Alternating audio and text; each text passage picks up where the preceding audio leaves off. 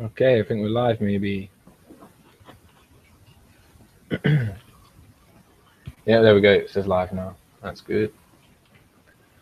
Just come through to the room, see if anyone's here.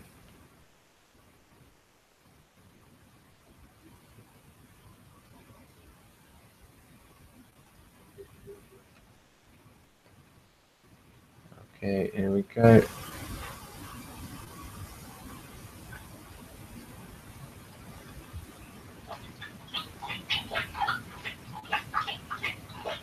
There we go. Post Globe Society, how we doing, mate? Good to see you, bro.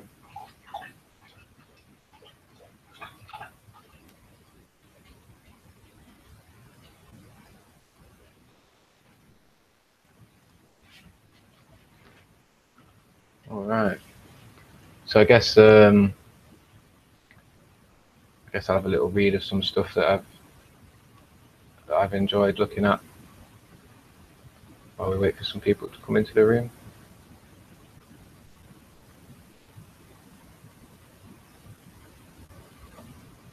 This chakra, third eye meditation, enlightenment stuff really intrigues me. It's what brought me into the flat earth movement, really.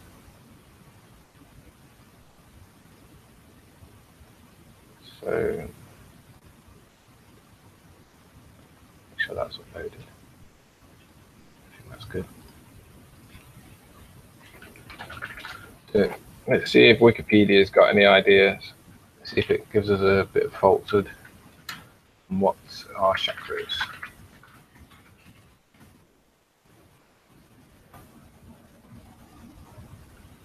Okay. Wikipedia, here we go. Let's see what Wikipedia says about things first. Oh, I need to share Google Hangout link as well, don't I? I'm going to just quickly put that in the description so that people can join if they wish.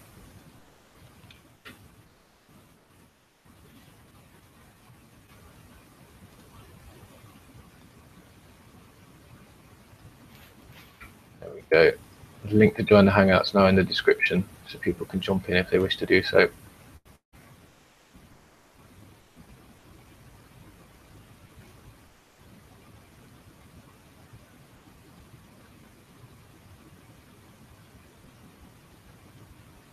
So I'm just moving some stuff about on my screen so I can see what's going on.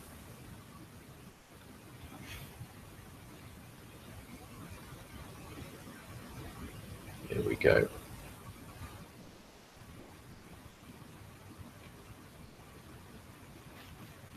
Okay, things should be working right, I think. Yeah, I'm showing it on YouTube, cool. Okay, so I'm just going to first read the Wikipedia description of chakras, because I think Wikipedia is probably the biggest source of information online, whether it's true or false or whatever. People are going to jump there quite often.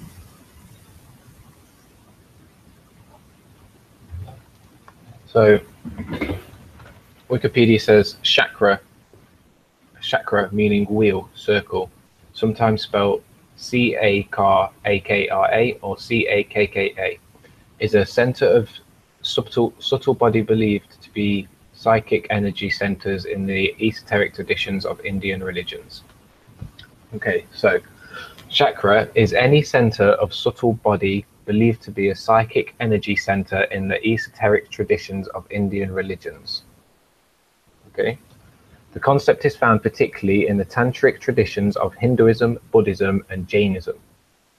They are conceived as an energy focal point, bodily function, or psychic node in the subtle body. The chakra theories are elaborate part of Kundalini system. These theories differ between the Indian religions, with esoteric Buddhist literature mentioning 4 chakras, while esoteric Hindu texts stating 7. They are believed to be parts of the subtle body, not the physical body, and connected by energy channels called nadi. The Kundalini version of yoga breath exercises focus in part on mastering and channeling energy through chakras.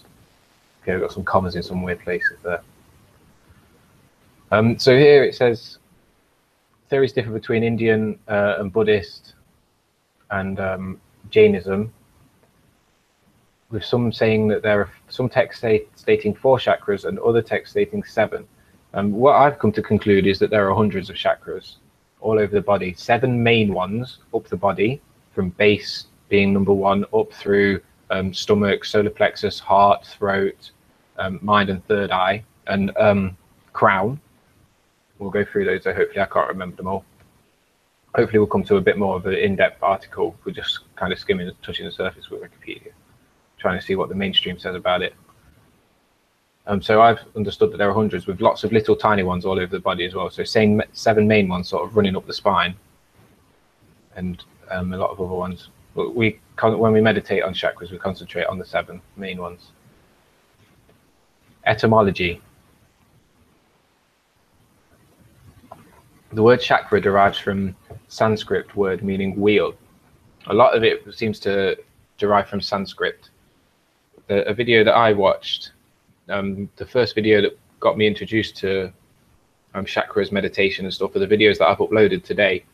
5-hour-long presentation, and the gentleman that speaks in there talks a lot about Sanskrit words. Something that perhaps I would enjoy having a little bit more of a look into.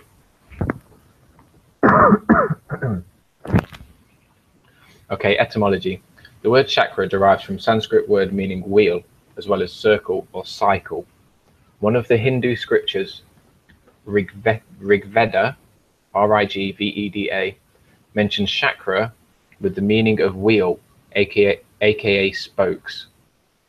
According to Fritz Stahl, chakra has Indo-European roots, is related to kuklos, which is Greek, from which comes the English cycle, Latin circus, Anglo-Saxon hevohi, and English wheel. However, the Vedic period texts use the same word as a simile in other contexts, such as the wheel of time or wheel of drama, such as in Rigveda hymn verse 1.164.11. In Buddhism, the Sanskrit term chakra also means wheel, but it is used in the additional sense of circle, connotating rebirth in 6 realms of existence, where a being is reborn after each death. Okay, Buddhism is going to be something interesting to look into. I'm going to put that quickly on my notes, because I'll probably do a video about that. Something that I need to look into personally, so I might as well do it on camera. Oh, peace, Skywatch Central, how are we doing? It says it's too laggy, it'll be enough to your video uploads. Okay, if anyone else is getting lag, just let me know, please, guys, because I think the UK's internet is stable at the minute, but as I'm sure some people are aware, it's been up and down. I'm just going to close any applications that I can quickly. I've got Discord open, we don't need that.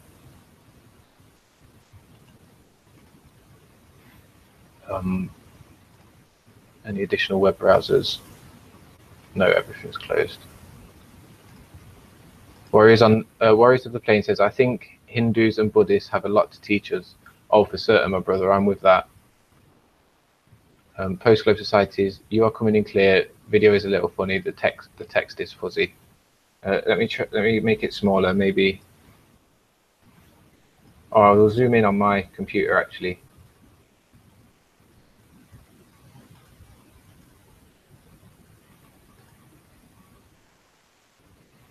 There we go. Post-Globe, can you just let me know if that's any better, please, mate?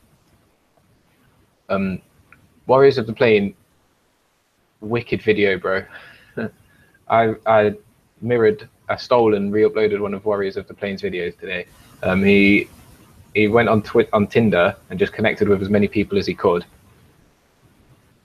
and okay, Post-Globe, nice one. Perfect. Thanks for keeping me updated, Post-Globe. I appreciate that you've let me know how we're going. I know that trolls do it as well to detract, but I know that you guys aren't trolls, so I appreciate you letting us know, because obviously I can't see the outside end. So yeah, Warriors of the Plain got Tinder. He got the Tinder app and made a load of connections on it, and then everyone that like connected with him that he could chat with, he just told them all research flat Earth, research flat Earth, research flat Earth. He made a little video of it as well. And he said in the video that he got some decent reactions out of it. People weren't going crazy at him. It'd be interesting to hear warriors of the plane, if you got involved in a conversation with anyone, how far has that gone? Hulk Flat, dropping troll bombs. Thanks for coming over, Hulk Flat. I appreciate it. I'm putting my thumbs up at the webcam, by the way. You can't see it, can you?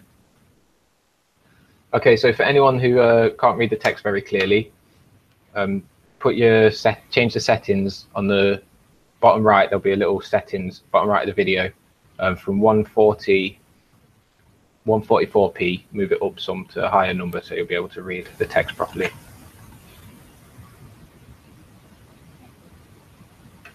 Warriors on the plane says he's had some funny interactions on Tinder. I wonder if he's on about just life. So where did we get to? We did etymology. Just gonna have a sip of my drink.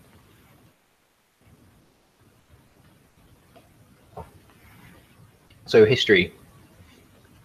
The term chakra already appears in Vedic literature, but not in the sense of psychic energy centers, rather as Chakravartin, or the king who turns the wheel of his empire in all directions from a center, representing his influence and power.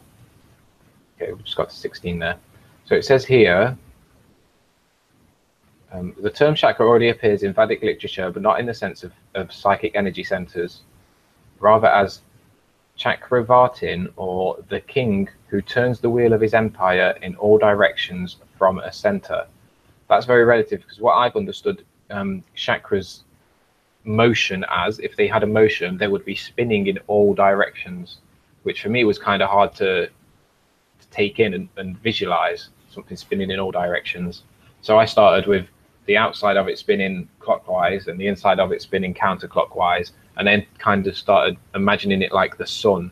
You know, when you look at the sun and it's got all the layers of like solar flare type stuff, and it's got black and orange all merging into each other. I kind of tried to mix that in with my vision of chakra petals, internal and external. So we'll read on. Like the iconography popular in representing the chakras states white trace back. What? The iconography popular in representing the chakras states white trace back to 5 symbols of yajna, the Vedic fire altar, square, circle, triangle, half moon, and dumpling.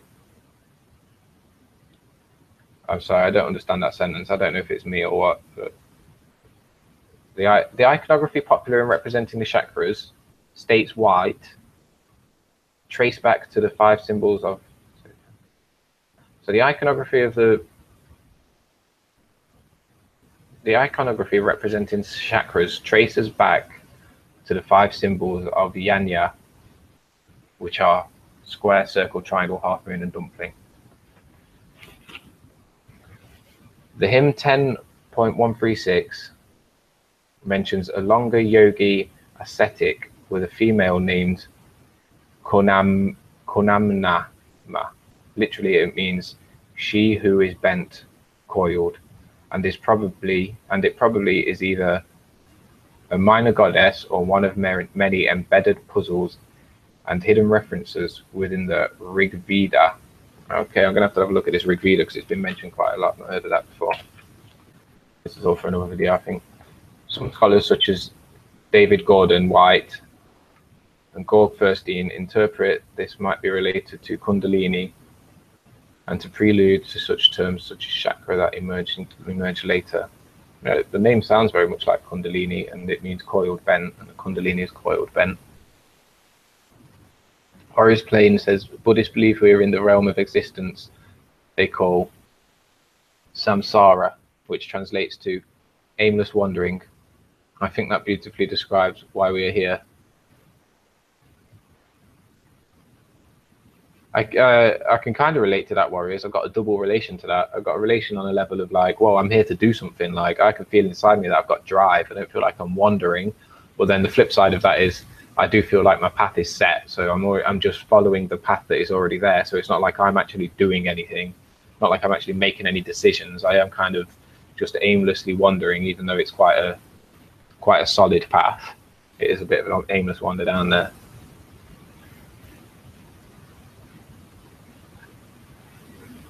I'm just going to reduce the zoom a little bit. All right, this is what I wanted to get to. These nice pictures.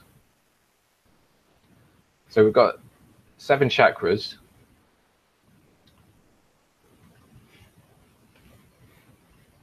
Yeah, Warriors of the Plain says here, our purpose is to see through the illusion of samsara and descend.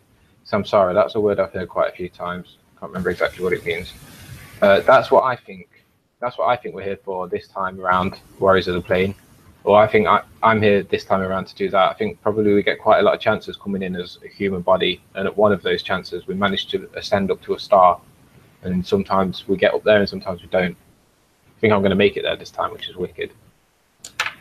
So these chakras, this picture on the left, these are your 7 main chakras, as I understand them. Number 1, which is right on the bottom of, like, the bottom of your tailbone. Well, it's in between your anus and your pubic area, whether you're male or a female. On the little, there's like a little sensitive, people call it the gooch. I'm not sure what the proper word is. I'm sure there's a proper word for that. A little sensitive piece, right at the bottom of your body, the most bottom bit, central. That's your root chakra. We'll go through what they're important for. So the root chakra, also called Muladhara.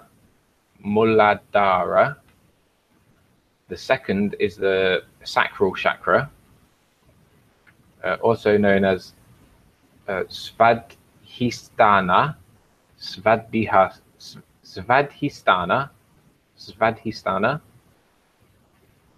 Wake the people. Hi, brother. How we doing? Wake the sheeple. Give you a wrench for that name, mate. Good name.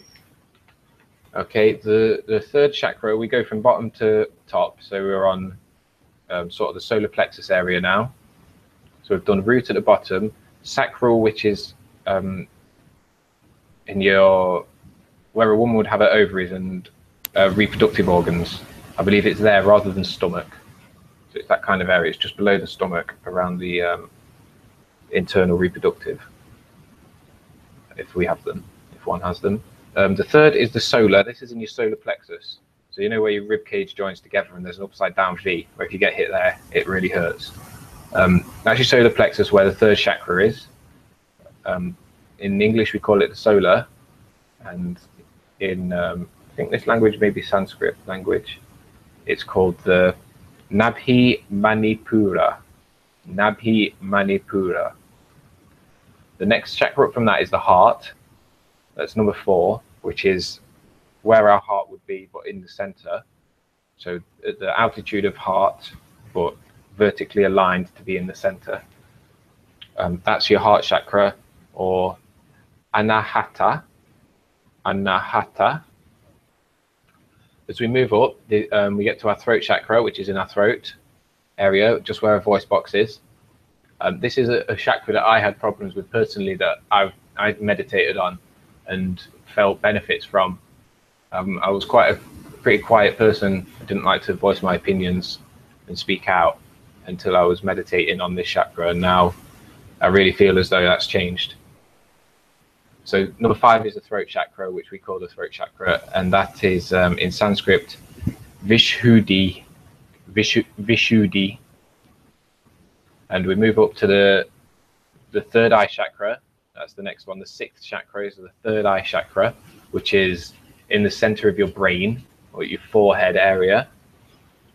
That's Ajna, your Ajna. And the 7th chakra, the 7th main chakra, is the crown chakra.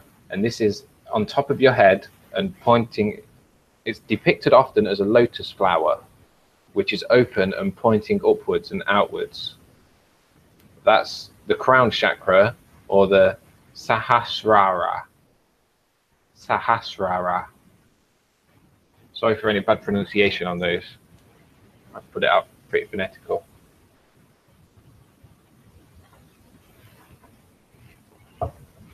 So We'll read the first paragraph of the overview here just to continue with what Wikipedia is saying about chakras.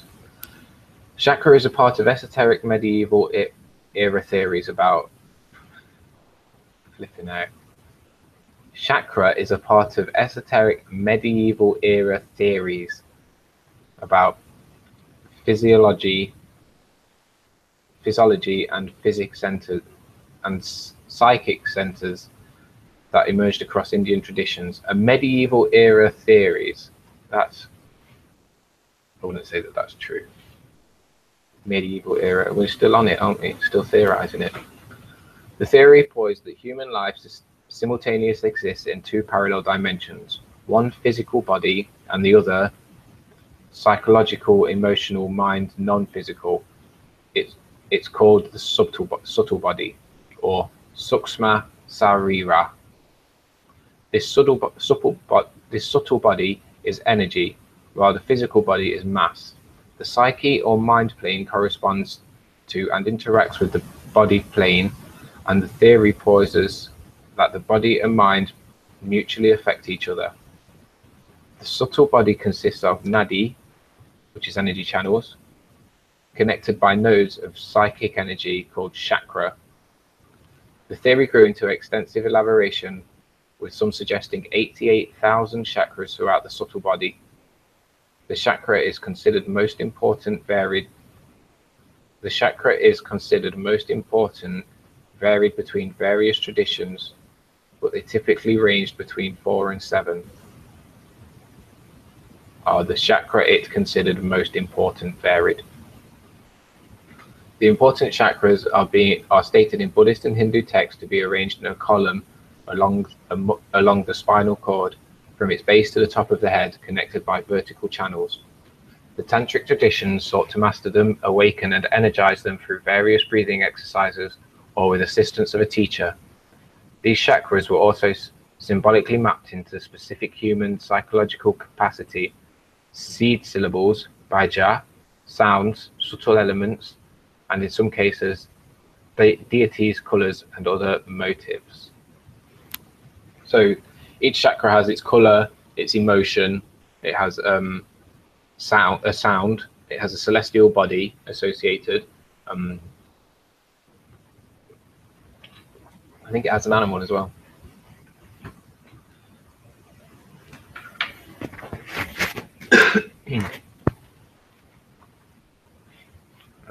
Let's just read this contrast with classical yoga, because there is chakra yoga and other kinds of yoga, so I'll just have a read of this.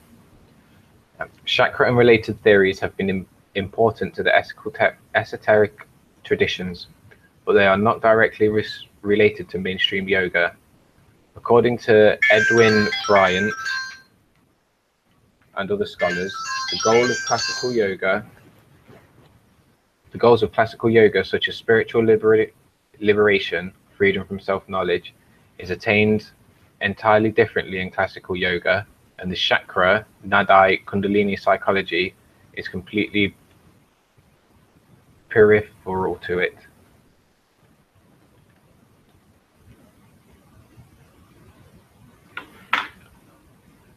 Okay.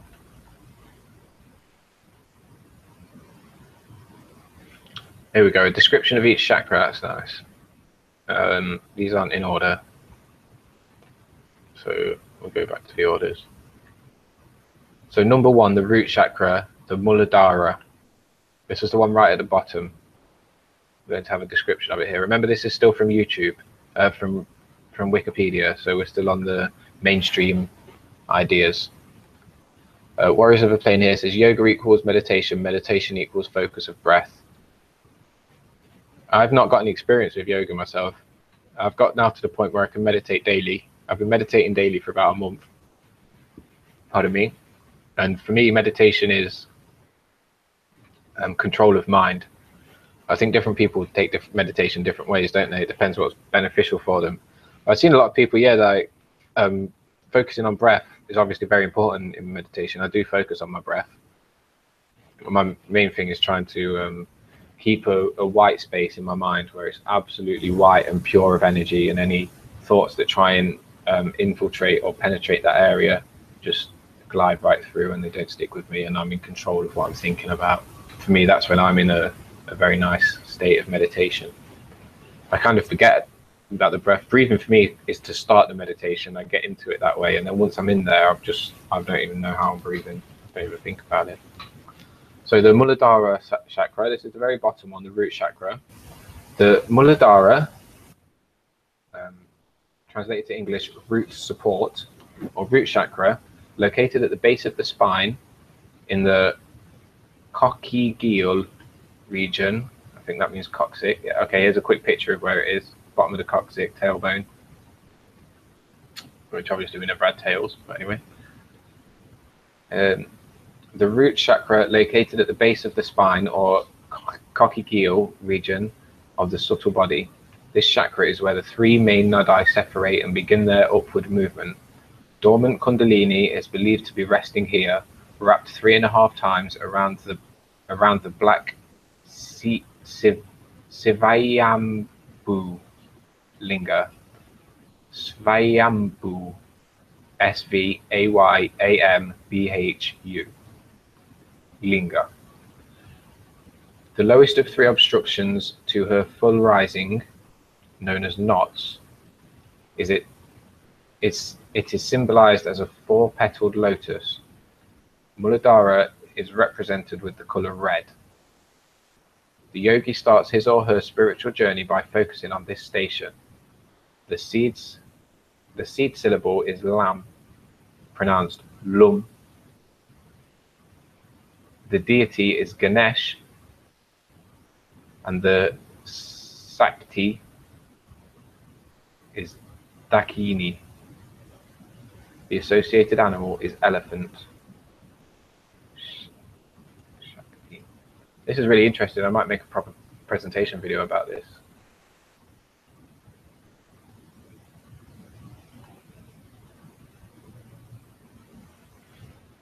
Sakti means power or empowerment. Okay, so the power is Dakini. Dakini is a Chinese, Japanese spirit, apparently. Okay, so I think this is going to be the next chakra up. Yep. The sacral chakra.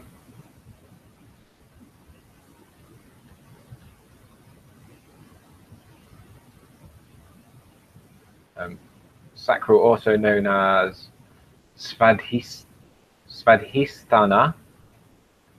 So Svadhisthana, or sacral chakra, believed to be located at the root of sexual organs along the spine in the subtle body.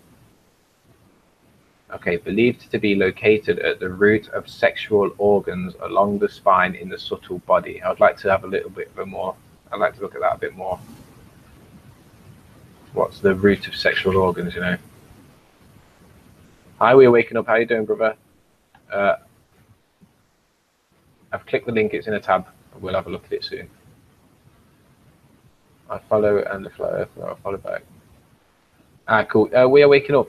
I'm not sure what time, when you sleep and that, but if you're awake 9 o'clock in the morning, flat Earth time, come and join, because I do a 2-hour promotional online stuff where I'm focusing on Twitter, Reddit, and YouTube, and trying to build a group of people up that are going to go around and do it every morning and really get some authority accounts built up. So back onto Svadhisthana,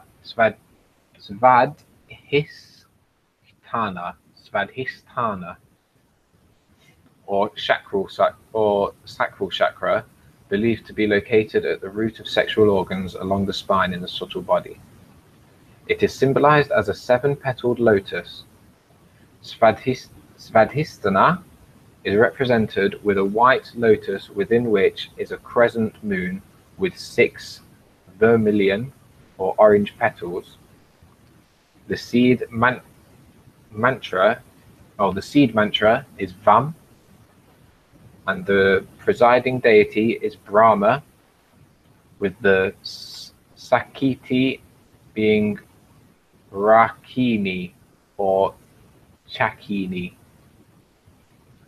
In esoteric Buddhism, it is called Nirmana, and is generally considered to be the petal locus of creation and corresponding to the first state of Four Noble Truths.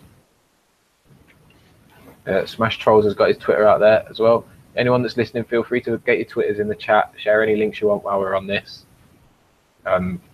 It's all about link share. That's what I've all got Trolls for.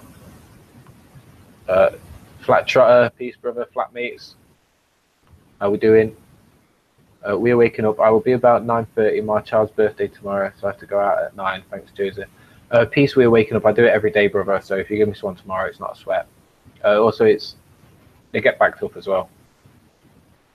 They are 2 hours long though, so you probably don't want to sit and listen to it all. But if you've got a couple of hours to sit and get active and do it at the same time, then that's wicked. Okay, Manipura. This Manipura, when I first learned about chakras, I really had resonation with this one. I don't know why. I like the noise. I like the sound of it. I liked when he was talking about it. I like the color of it. I'm not sure what it was. I just resonated well with it. Manipura.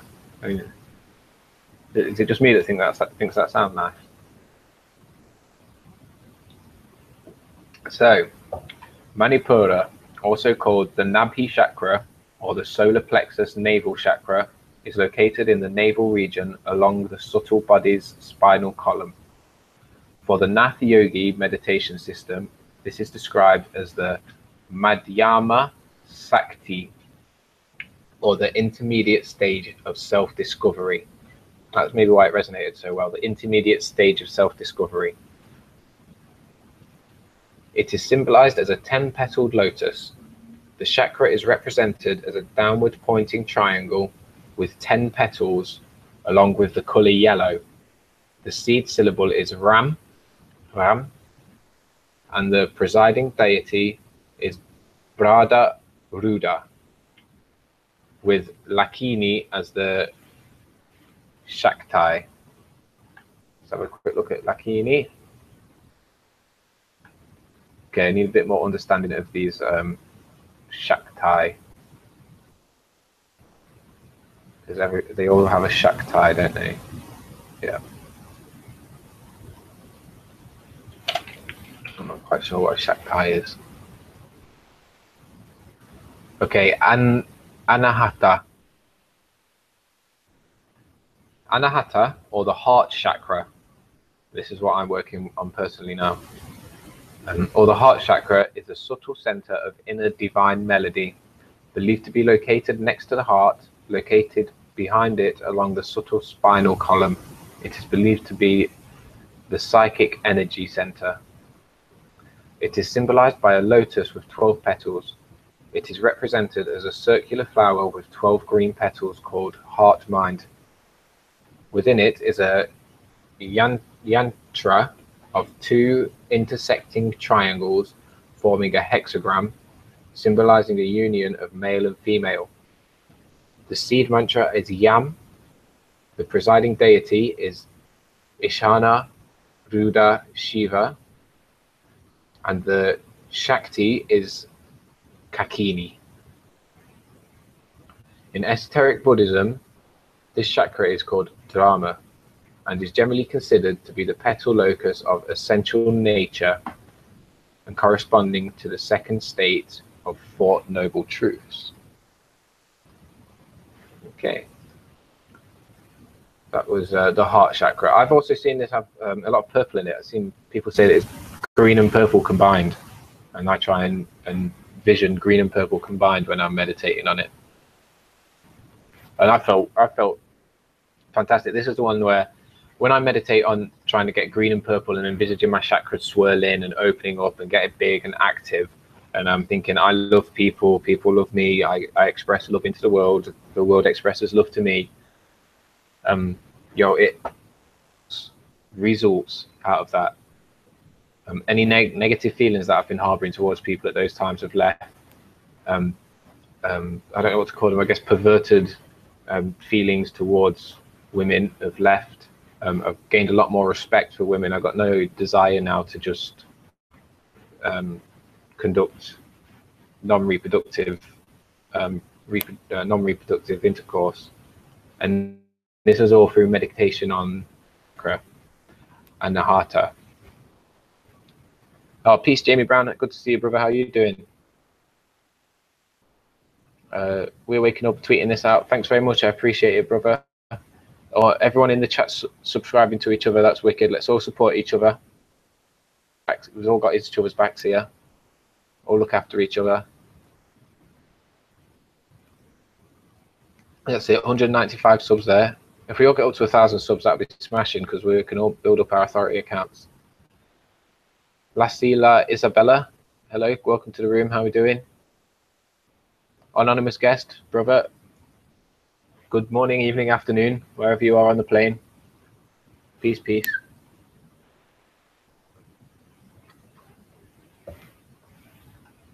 Okay, so the next chakra up, I believe this one's going to be near the throat. Yep, is the Vishuddha. Vishuddha, which the English means essentially pure. So the Vishuddha, or Vishuddhi, or throat chakra, is located at the base of the subtle body's throat. It is symbolized as a 16-petaled lotus. The Vishuddha is iconographically represented as a silver crescent within a white circle, with 16 light or pale blue or turquoise petals. The seed mantra is Hum, and the residing deity is Panchavaktra Shiva, with 5 heads and 4 arms. And the Shakti is Shakini. In esoteric Buddhism, it is called Sambhoga and is generally considered to be the petal lotus of enjoyment and corresponding to the 3rd state of the 4 Noble Truths. Okay, we'll have a look at this 4 Noble Truths as well, because that's been mentioned a few times. I've understood that one should work from the base chakra and clear chakras upwards from the base moving up, but I went for throat chakra first. And to be fair, I got results out of both throat and heart, even though I did throat first and then heart. But I wouldn't like to say that all my chakras and kundalini and all my connections are open and very good and perfect. I think something's working in there okay, better than it used to be, but certainly not fully open. Brief description of the 4 Noble Truths here from Warriors of the Plane. The 4 Noble Truths: suffering, the origin of suffering, the cessation of suffering, the path out of suffering. So the 4 Noble Truths, I guess, are that we will suffer. Where does the suffering come from? Cessation of suffering, and the path and how to escape it.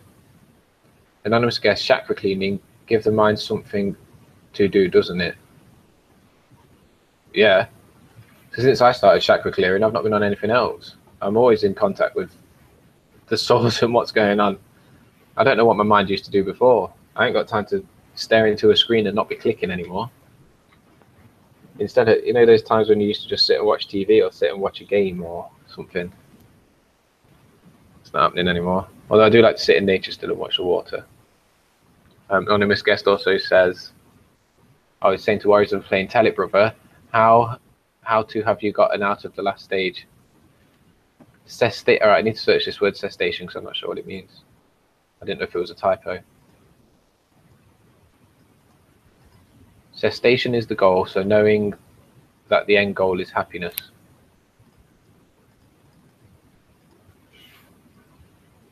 Cessation of suffering. Cessation, the fact or process of ending or being brought to an end. Okay, so the 4 noble truths are suffering, the origin of suffering, the end of suffering, and the path out of suffering. The 4 Noble Truths. Okay, I wonder where they've come from. They look like they've come from Buddhist Hindi type area. Cool. I'll have a look into that. I'm gonna have to fill my water up in a sec. Peace Hawk Flat, there we go. Hawk Flat subbed everyone in the channel as usual. The Hawk Flat is great for this. For that Hawk, I'm just gonna put your link out there. Guys, everyone in the chat, sub this guy, please, because he's just subbed you, and he's wonders for the community. That link that I've just put out. So anonymous guest says the end goal is a goal, something to strive for, right? Yeah, I think we all need a goal, isn't it? Having goals has really helped me to find stuff to do with life. Like I was just saying about staring into TVs and video games and stuff. Before I had goals, that's what I was doing. Wake up on a Sunday and be like, the whole Sunday to do nothing, to just sit on my sofa and do now. Because there's no goals. My goal there would be just to spend the day doing nothing. I think we can all relate to that. Once we get goals, we're driven to achieve the goals, even no matter what they are, even if they're small. Flat Earth after parties in the house. How we doing, my brother? What's good? There you go, Hulk. There's another one for you to subscribe. I'm not sure if I've got you a VA. Yeah, nice one there. Flat Earth after party. Hulk's just been through and subscribed everyone, so I've put his link out. If you don't mind, just subbing him back because he does a great job. He's always going around and subscribing everyone. Anonymous guest. Something to have the mind to strive to. Yep. Hulk Flat I've subbed you a few days ago. Brilliant. Striving for enlightenment isn't enlightenment, or is it? Striving for enlightenment isn't enlightenment, or is it?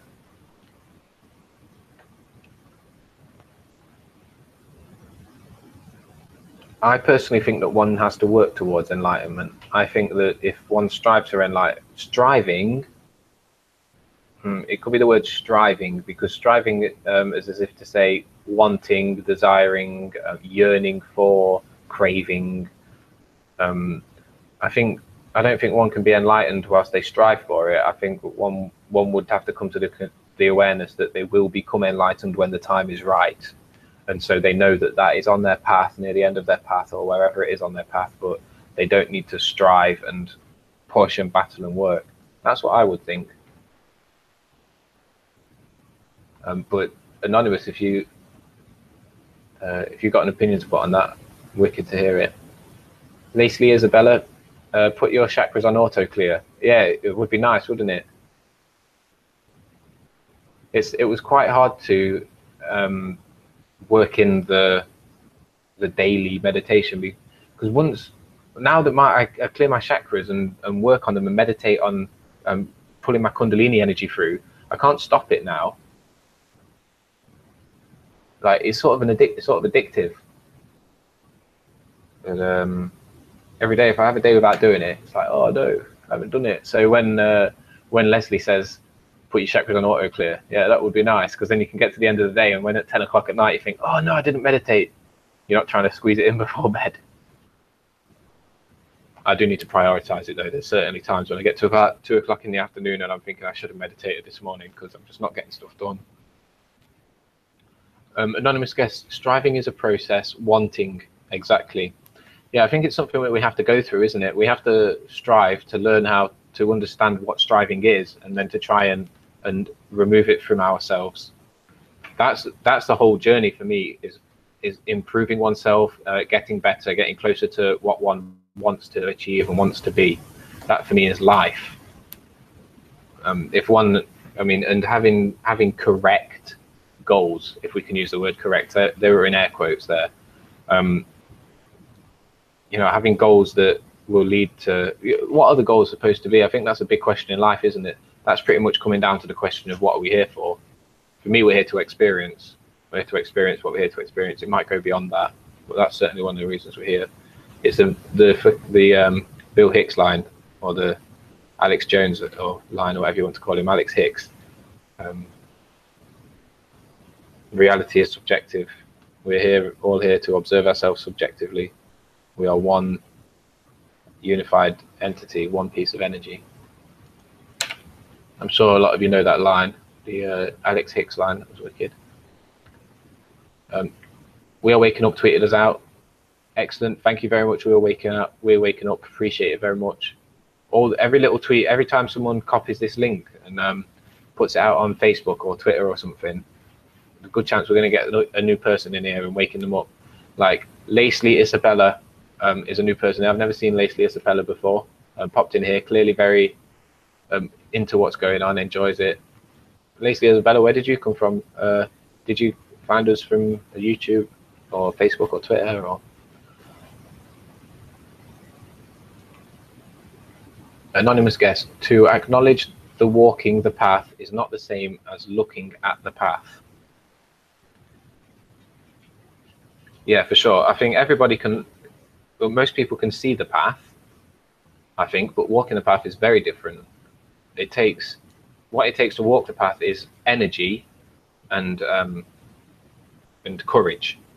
And courage can be manifested using energy. So really it takes energy. So which is why now for the past sort of 6 months, I've not had any respect for people that say I'm scared. But I used to think, okay, scared, you know, you're born scared, it's not your fault, you can get out of, you know, it's sort of the way you are, it's going to take a long time, it's the environment. But now I feel that people who are scared, if you're scared for more than sort of a month, then it's you've not put the energy in to try and get over it. So I don't have respect for people that are scared anymore. Nice, everyone's subbing each other. That's excellent, guys. Lots of comments about people subbing each other. That's exactly what we need to do. We need to look at support each other on all social platforms, because whilst we're quite big on YouTube at the minute, I see quite big. You know, we have channels running 24/7 and everything. We're not really out on the other platforms. I know Flat Earth is out there on the other platforms, but I don't think Wrench Squad is. And like this morning, I showed on Reddit all the Reddit sub channels that are out there. There's 4 or 5 Flat Earth channels, and they're restricted or they're not getting commented on very often because they've not got Wrench Squad, basically. So we need to go out and do subreddit and all the other places and Wrench Squad and hit them up. Get a little bit off topic, sorry. I'll get back to reading. Yep, subbing each other, beautiful. Anonymous guest, want to not want. What's the trick without falling into nihilism? Want to not want. This is a mind thing, isn't it? It's about, this is balance, I think. Wanting and wanting to not want. You have to find a balance within yourself between wanting, getting what it is that you want to get, and not having it, and not wanting it, and not getting it. Because it's I think we read earlier on the wiki page there, it said that we have a physical and non-physical. That's what I call it anyway. I can't remember what it called it on the wiki. But I think we have to be balanced between the two. And I think our physical is like the ego that wants. It wants something. It wants to know. It wants to be somebody. It wants to have things. It wants to exist. And I think that's half of us. And that should be. I've been putting that aside because I've lived in that person for so long without connecting to spirit. Once I connected to spirit, I tried to get rid of the physical, and I thought, well, I don't need this physical. But I'm starting to wonder now if it should be a balance between the two. And I do think it is at the minute. So when we go in, want to not want, wanting to not want, I think that's a conflict of yin and yang, or black and white, or physical and non-physical. And I think meditation may be the best way to try and level that rather than remove wanting to not want. I think it would be to be okay with it, or to level it, or to be at peace with it. That's what I'm going to try and do. Lazily Isabella, when using your powers, keep them as high off a magic as you can imagine. Auto clear as possible as you believe. All right, so you're being serious with auto clearing your chakras. When using your powers, keep them as high of a magic as you can imagine. Auto clear as possible as you believe. Okay, so I think Leslie, I think she's saying when you're using your powers, make the most of them. Like imagine doing crazy, unexpected things with them. I think she's saying if you believe that you can auto clear your chakras, you can. And I'm a big believer in law of attraction and creating your own reality and being able to do what you believe you can do. Hi, Endo the Archer. How are we doing, brother? It's good to see you in here. Anonymous guest. We are in a fun house of mirrors. Why argue with your image? Yeah, appreciate that. Just enjoy it, isn't it? Anonymous, when he says, why argue with your image? I'm on the look at your image and experience it, and then crack on. Go on to the next image, experience that. Other people's images, experience that. Yeah, for me, I'm here all about experience. Days go by, subbing everyone as well. Excellent stuff. Shuggy Burback. Here's Tom with the weather. Okay, brother. Not sure what kind of comment that's meant to be. We are waking up, subbed everyone. Anonymous guest, I'm scared shitless. Haven't found a way around it. Anonymous guest, what is it you haven't found a way around, brother? It's absolutely irrational, and yet it's completely persistent. Scared shitless, haven't found a way around it. You know you don't need fear, brother. Meditate on I am a strong person, nobody can get me. I am fearless. I am the tiger of the jungle. I'm a giant in this jungle. I'm a giant. No one can hit me. No one can hurt me. No energies can get me. I have St. Michael on my shoulder. He watches over me at all times. Anonymous guest, go on that, brother. Meditate your fear away. Days go by. Is welcoming Mr. Brown, Jamie Brown. Peace, Jamie Brown is here. Warriors on a plane. From the Buddhist point of view, a spiritual practitioner's ultimate goal is to attain self-realization or self-knowledge to reach full potential. Hear that? Yeah. So warriors of a plane saying spiritual practitioners attain full realization, self-knowledge, full potential. That is a goal, isn't it? To be able to maximize yourself, to reach full potential, to achieve everything that you are capable of achieving. Just to work hard every day to grow as a person. That's what I implanted in myself a year ago or so. Every single day improve. Doesn't matter how much, doesn't matter if it's just a little bit, improve every single day. And that's made me so happy. These fundamental bottom line desires and requirements. When you take away the need for an iPhone, the latest iPhone, or X amount of friends, or a car or whatever, or a certain type of dinner, and you go to requiring, you require growth of yourself, real things. You require water. I require, I make sure that when I eat healthy food, and for me that's a requirement. I would rather have that than like iPhone sort of thing. Isabella, YouTube to get here. I like to search live flat earth rooms for chat. I've been flat before internet. Nice change. Nice one. I've got your moderator there then, Lacey. We give all flat earthers moderator status in here, Lacey, so that we can share links between each other. And if anyone comes in trying to detract from the conversation, we can just get rid of them instantly. So Lacey, I'd just like to say, if anybody comes in and starts basically trying to disrupt the conversation in any way at all, just get rid of them. Just ban them, please, because we just don't have time for it at all.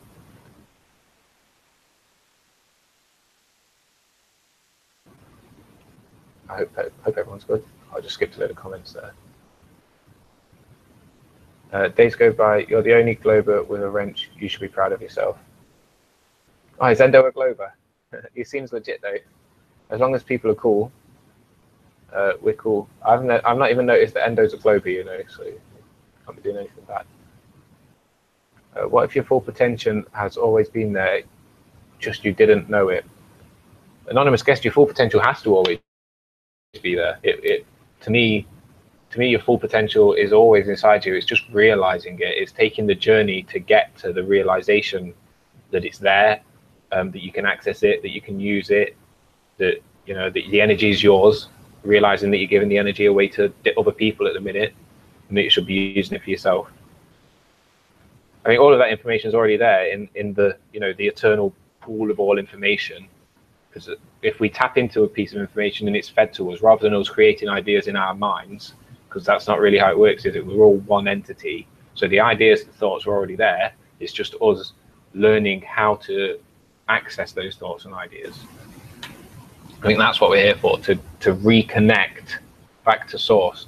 There's the Brahma Brahma story, isn't there? I think it's Brahma Brahma, where one god, he knew everything forever and he got bored, so he took a little tiny part of himself and put it in this world so that little part of himself could run around and re-understand everything that he already knew just for entertainment. Jamie Brown, make sure to thumbs up everyone. Appreciate it, Jamie Brown. I'm sure everyone here knows Jamie Brown and is up to him. Jamie Brown does these hangouts daily as well. You had a hangout today, didn't you, Jamie Brown? I assume you're done now. How did you go? All good?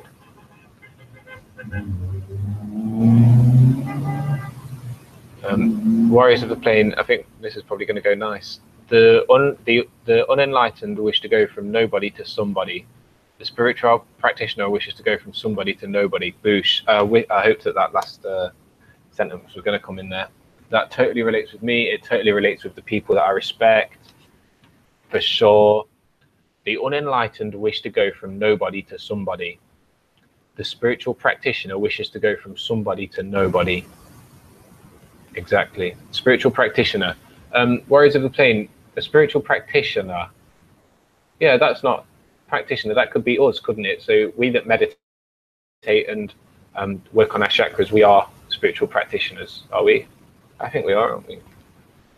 Because we practice spiritual things, activities. The Enlightened. We are waking up. I need to meditate, but I need to meditate. I don't do it, but I know I need. We are waking up, brother. Start today.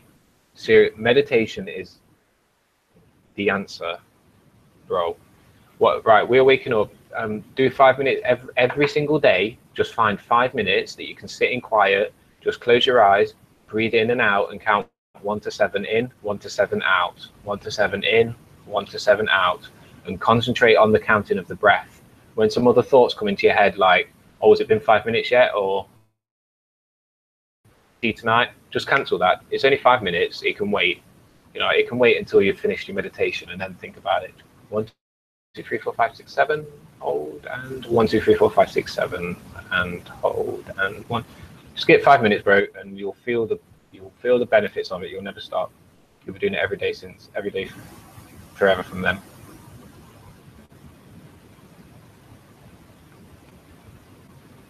Shuggy Brooks. It's the end of the Alex Hicks quote. I'm just going to go and have a look at that again, Shuggy Brooks. And here's Tom with the weather. Oh yeah, it is. Yeah, I remember. He has that massive line, doesn't he? This is what we're here for. This is the nature of reality. This is why you are here. And here's Tom with the weather. Peace days go by. How we doing, my brother? Thanks for saying hello. Tough one. Lastly, Isabella says it's Alex, not Bill. Let's see where that goes. Yeah, Flat Trotter's put a link out already that you might find interesting. Lastly, I'm not sure if you know the Alex Bill thing or not. Endo.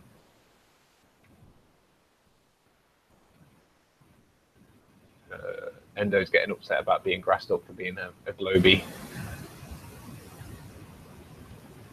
The exploration of fake space. That's only a little square, bro. I don't see what that's come up as. Your emoji there. Flat Trotter's put the Jones Hicks out. I assume that's the comparison. Is it a good one? Because I'm looking for a good one. I saw a good one a long time ago. I don't know if it's been taken down or what. Oh, it's just half an hour long. That's not bad. What is that? On the Hick. Yeah, I'm going to bookmark this one. Thanks for linking that one in Flat Trotter, brother. That might make it onto the Reddit. Anonymous guest, but what if what you are achieving is the maximum? This is a thing for me. There is no maximum and there is no minimum. There is just eternity. You can't cap anything. Nothing has as far as I'm concerned. All right, I'm going to skip a bunch of these comments because I'm way behind the conversation. And I'd like to keep on topic with people. Let me just have a look if I can make this come... we're not so out of sync, because I think I've got it out of sync at the minute.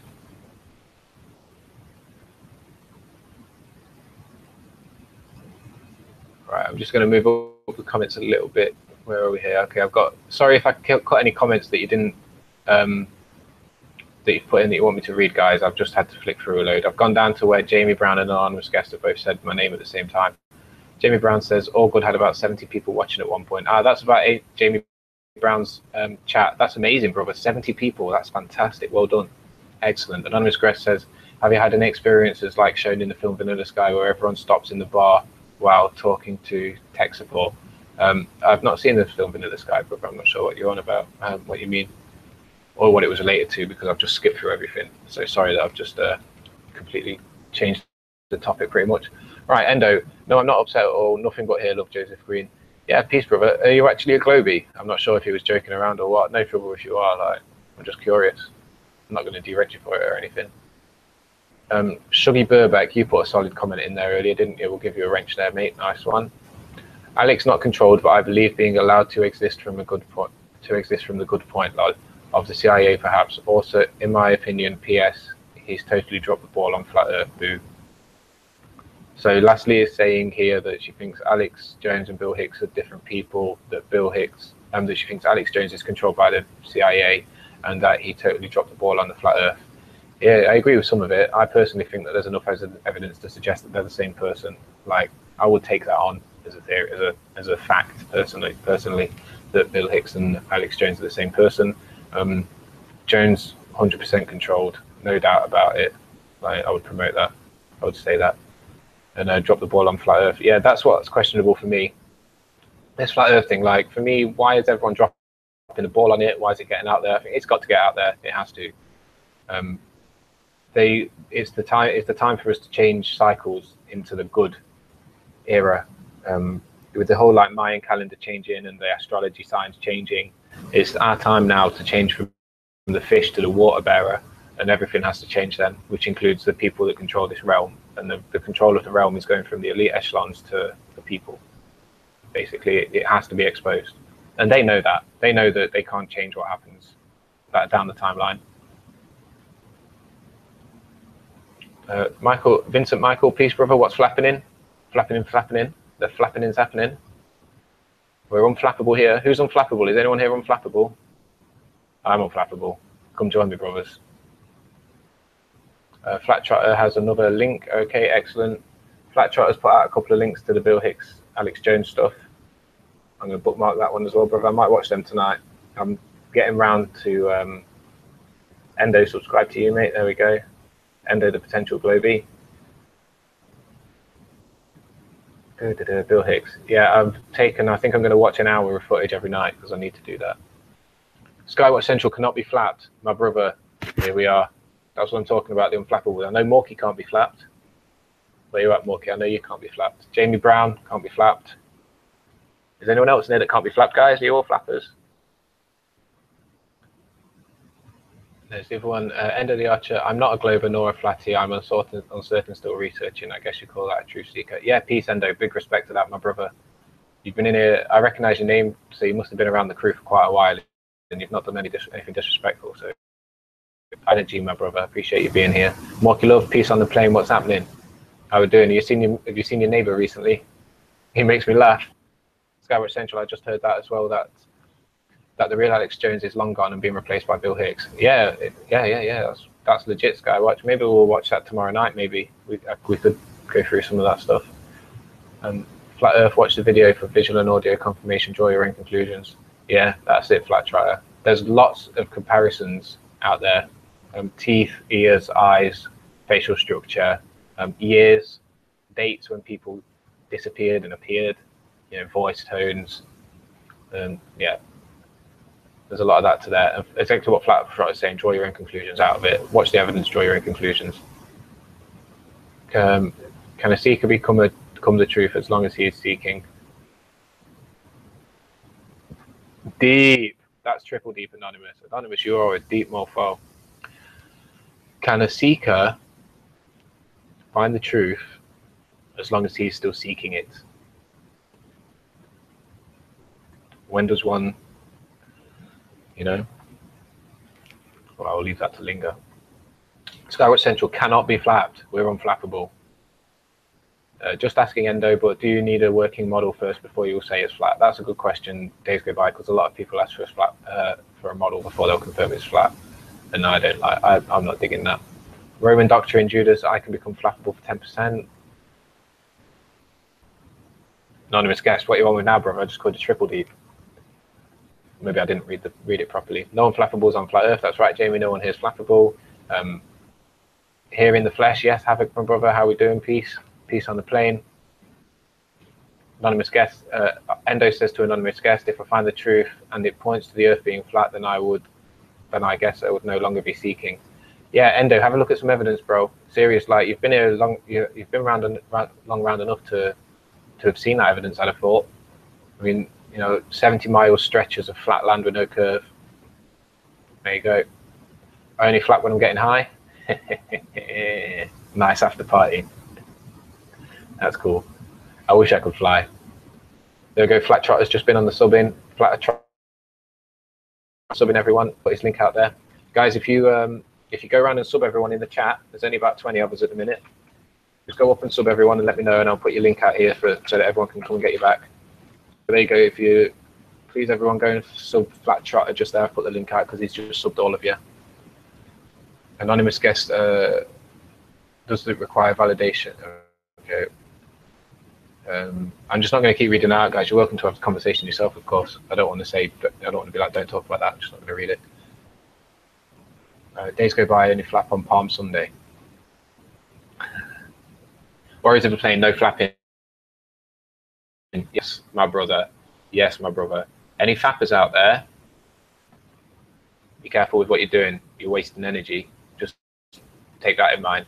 If you're a regular fapper, just bear in mind that you're releasing a lot of energy into the environment there, where you could use it yourself for something productive if you wished.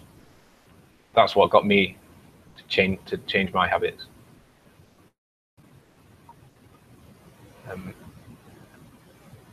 Yes, Warriors of the Plane putting out the piece. Flat Earth Deprogram, peace, love, Joseph. Peace, love to you, Flat Earth Deprogram. How we doing, my brother? Everything good on the plane? Big respects for coming in. Thanks for popping in. Yin Yang, nice. We've got the Yin Yang symbolism up there. The Flat Earth model, the flat model can also be seen as the law of perspective. Yeah, I like this one with the perspective. A good way that I use to describe perspective is street lights. If you look down 2-3 miles road of street lights, the lights, by the end, you can't see the rest of the lights. You know they're there, you know they've not gone over a horizon, but you can't see them. So that goes to suggest why you can't see the sun when it goes further and further and further away. All the fappers need to find themselves a partner, says Flat Earth After Party. Yeah, I had to twist some things through my head. I don't think I'm ready for my partner for another 6 months or so. I've got to get I've got to get some stuff done. Anonymous and Endo, yeah, if you can come to a conclusion of this conversation, it'd be wicked to hear. I'll keep reading and see if we can get some nice comments out of it. Flat Trotter, thank you for growing the community proper. Peace, my brother. That's what it's all about. That's what I'm here for, mate.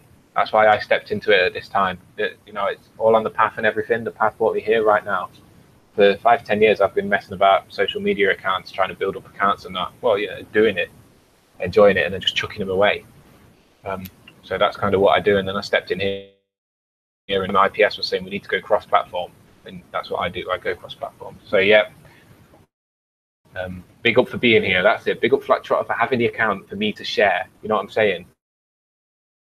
If you guys weren't here, putting up videos, putting out text, we wouldn't recognize each other's names. We wouldn't find each other's Twitters. We wouldn't find each other's Facebooks and YouTubes. We wouldn't get it done.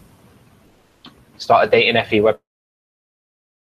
There's an app. There's a FE Love, I think it's called. You have to pay for it, and they wouldn't give me a free subscription, but it's there.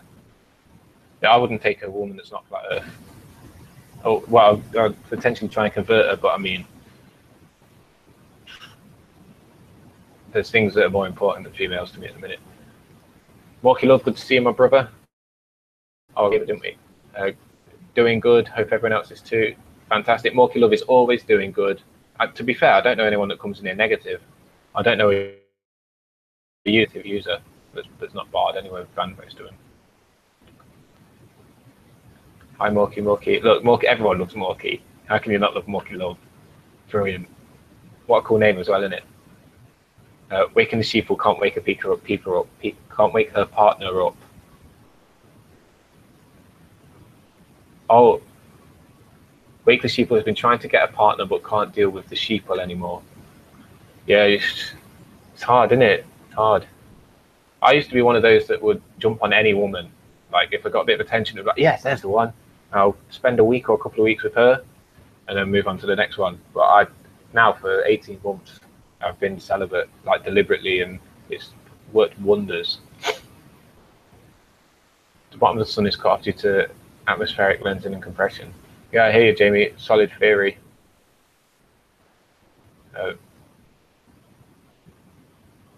Big Johnson, am I the only one who noticed Alex has blue eyes and Bill Brown? No, but it's is easily explained with contact lenses, isn't it? I've skipped a load of these comments again. I'm very slow with this. Days Go By says start a meet up or go to one. Yeah, Days Go By, definitely get some meetups going. If any of you are in the Midlands UK, guys, get a meetup going, and I will promote it to big for the Midlands UK. We'll get a lot of people there because we'll just promote it. I think Flat Earth After Party, I think he says he's starting a meetup. I'm not sure what country he's in. I'm not sure if there's any UKers here. Flat Earth Babies, like, yeah, oh, that's going to be great. People are now going to be having kids and raising them flat Earth, taking them out of the schools. I mean, I honestly think that there's going to be a lot of kids born, the last few years, probably coming to the last couple of years and this year, that just aren't going to go through state education. So imagine in 20 years' time when those kids are getting to the kind of positions where they can start to really have an influence on society. That's only 20 years away. Like, my kid would not be in state education, and it would not know about, it would not believe the globe theory, and it would not be in the matrix, inverted commas. Guys, because I've run out of water.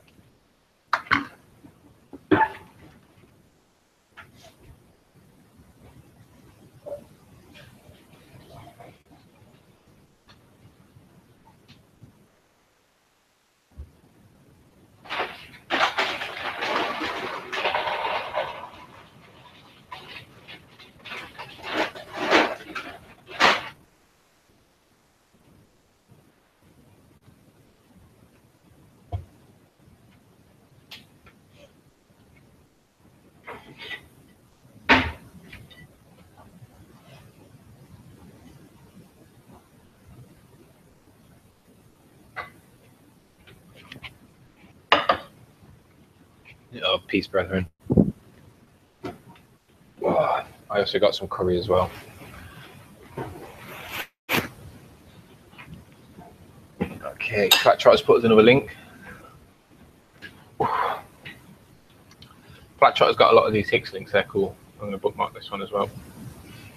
I think we'll probably do a Bill Hicks, Alex Jones night by the looks of it. I've already got that one, that's a good video.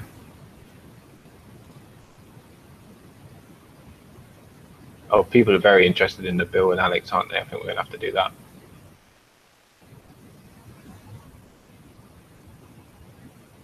Flat Earth After Party's gone for a coffee. Yeah, we should put breaks in. Big says, what about eye colour? Eye colour, for me, it's contact lenses for eye colour. I wouldn't put it past laser surgery, some kind of surgery to get it done as well, to be fair.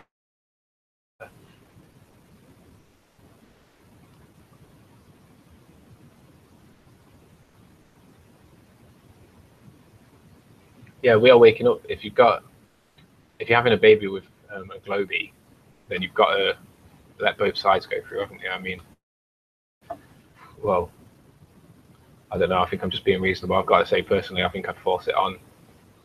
I'd have to say, we're not teaching the kid bullshit. If you're not awake enough to see the truth, it doesn't mean that we have to teach it to the kid. But I understand it's hard. Why I don't have relationships or long-term friends, because I'm like that.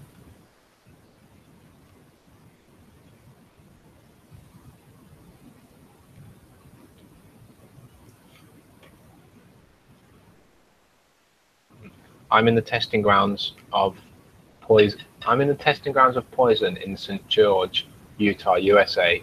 The US and Europe are not desired by the so-called fake third world countries. They are safer than us. For sure, absolutely. Totally hear what you're saying there, Wake the Sheeple. Wake the Sheeple saying that in our media, in our being the UK and US, it says, look how terrible these third world countries are. They hate it there. They need all the help. They need us to go and help them. Bollocks. When you go to a third world country, they go, oh my God, I hate USA. Get them out of here. You know what percentage of Libya went to protest against the UN invasion? 30%. 30% of Libya's population were in the capital of Libya protesting against the UN invasion of Libya. So they don't want anything to do with the United Nations or first world countries, so we call them. I've got to be fair, sometimes I get call centre calls from third world countries or third world inverted commas, and I talk to them and they say, oh, I'd love to be in the UK. And I try and tell them, like, no, you don't want to be here, serious. Grow your food, enjoy it. Fucking don't come to the UK and have to eat plastic and all that. But yeah, I totally hear what you're saying there. Wake the sheeple. I would love to get to one of the third world countries. I'm trying to get there. That's my plan. And when I say it to people in England, they're like, "What? Why would you want to go there? They're all trying to get here." But it's like they're only trying to come and get the money so that they can go back, buy a house out of them in their own house and live there properly. I don't think lying is good. That line's not good. His hair colour looks fake as well. I think we're on about Hicks there probably. We definitely need to do a Hicks night, don't we? This. I'd like to have a look at some more stuff first. What day is it today? Is it Monday? Right, getting the calendar up. No. Computer's pretty well. I think we'll do that this week.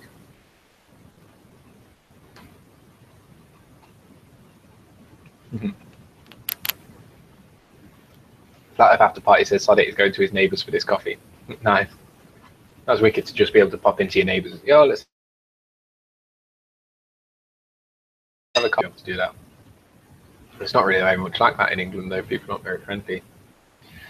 People, like neighbours in England, don't even speak to each other on the street. It's really like that. Don't even acknowledge each other. The camera's eye does not lie. We're waking up. My partner knows I'm a flat earther, but I need to get them to wonder, and they will be on my side 100%. I see what you're saying. So you've got to take it slow with them. Yeah, you've got a long-term plan, and you're going to get them there. Nice one.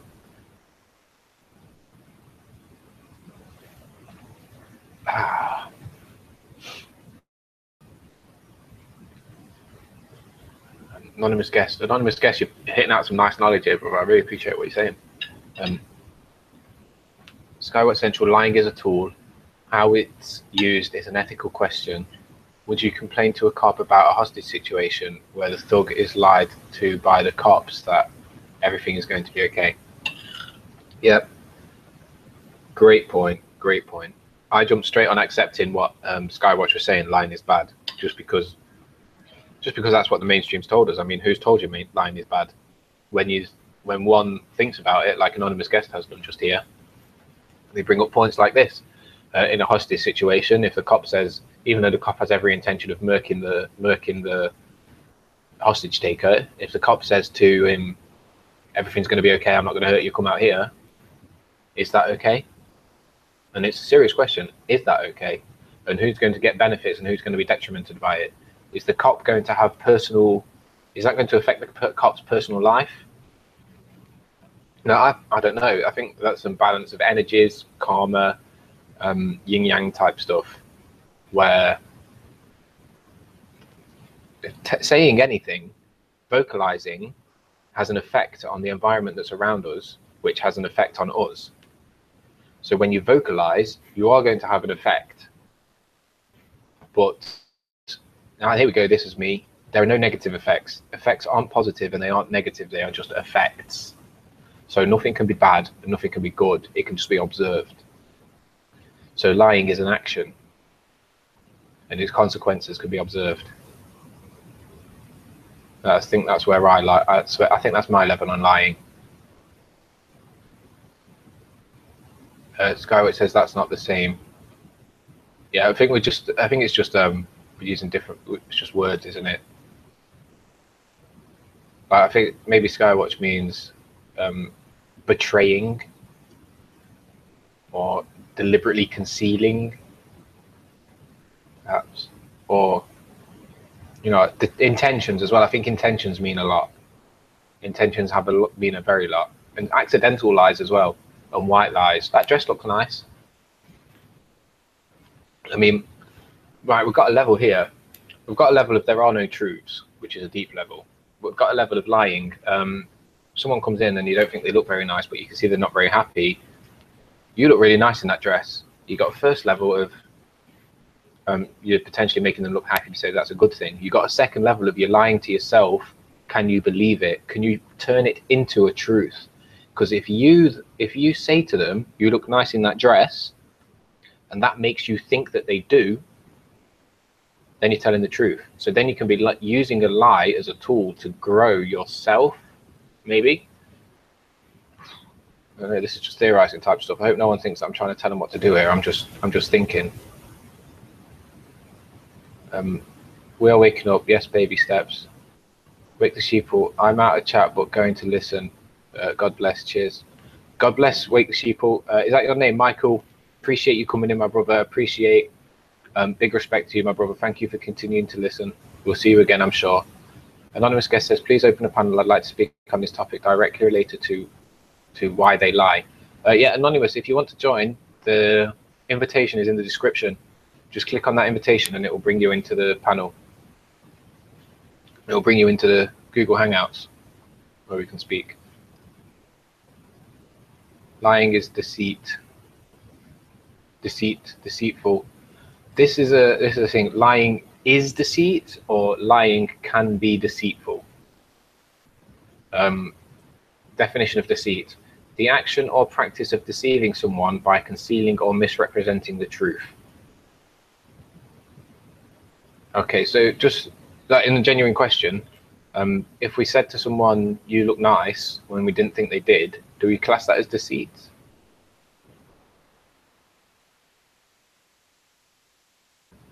And open to interpretation. Definition of deceit: the action or practice of deceiving someone by concealing or misrepresenting the truth. Okay, we can hear the audio coming through your microphone. We could. Are you there, Anonymous? Are you still getting feedback? No. All right, this is going to sound a little strange, maybe, but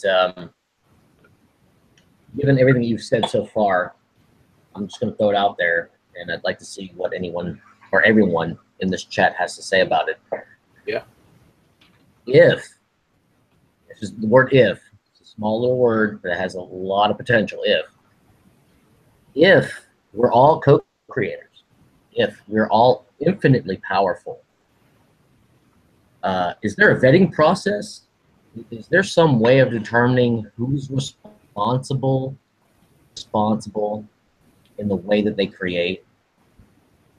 And I know this sounds bad. It sounds like I'm arguing for the other side, but just for instance, placed here for us to develop a sense of ethics, morality, sense of self, sense of self-discovery. And if I were to do something, what impact does that have on anyone else around me? And think that's why they lie, to give us a chance.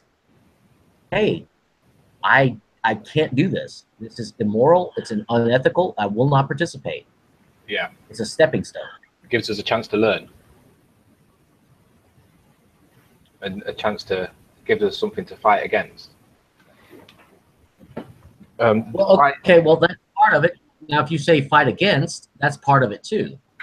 That's fighting against as opposed to co-creating, which means over here, and it's in place, and it's doing what's doing, and I'm not going to destroy someone else's creation over here and do this parallel to what's already in place.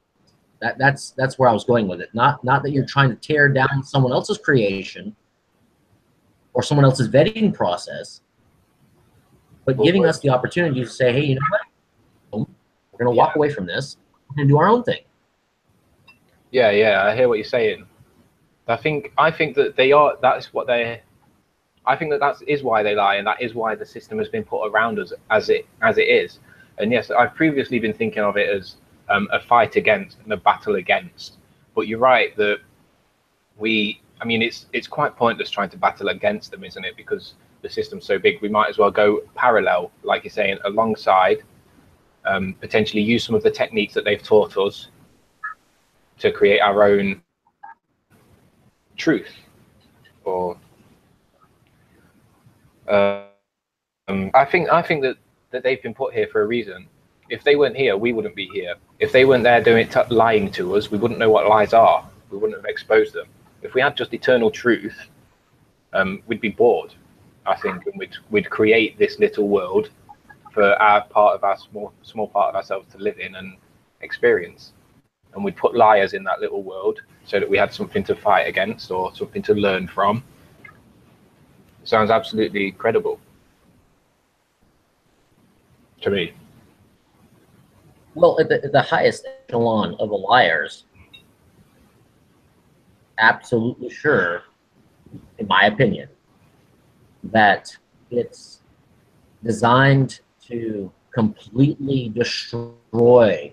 It's actually, if you want to look in destruction in terms of the phoenix, they want to destroy you to the point where you go to ashes, you burn up, and from those ashes, you come back out as a phoenix. In other words, you go through the fire, and you persevere, and you hold true to your principles, you hold true to what you know is the right way for you, and maybe, you know, without going into any kind of ideology, but just simply, can you put someone in the crucible and determine, do they have a conscience or not? Are they able to act according to their conscience? Yeah, so it's as if the elites and the controlling people have been placed here to test us, to find out if we are capable. So then when we go to the gates, say some people believe in that we go to the gates and we have to say to St. Peter, like, this is why you should let me into heaven. So if we were to go through that, then the bad people have been put here so that we can then prove at a later stage that we are capable of overcoming their control, and we are capable of harnessing energy for ourselves and helping other people to be happy, basically. Yeah, I think that they would, you know, they've been put here deliberately. They have to be here. They're definitely teaching us. If they weren't here, then we would never be able to stand at the pearly gates and say, look, I've escaped that negative reality that you put me inside, and because I've escaped that and I've come to a positive reality because I found you need to let me into the gates. So if the negative people weren't there for us to fight against, what would we do? We would stand at the gates and say, well, I kicked back in life just like you told me to. You didn't give me anything to do, so I did nothing. And then the owner of the gates, the guard, wouldn't know who he was letting in or not, because everyone would just be kicking back. Is that kind of a line you're going down? Because that feels nice with me. That's going along to get along. The whole going along to get along is what we've got going on now.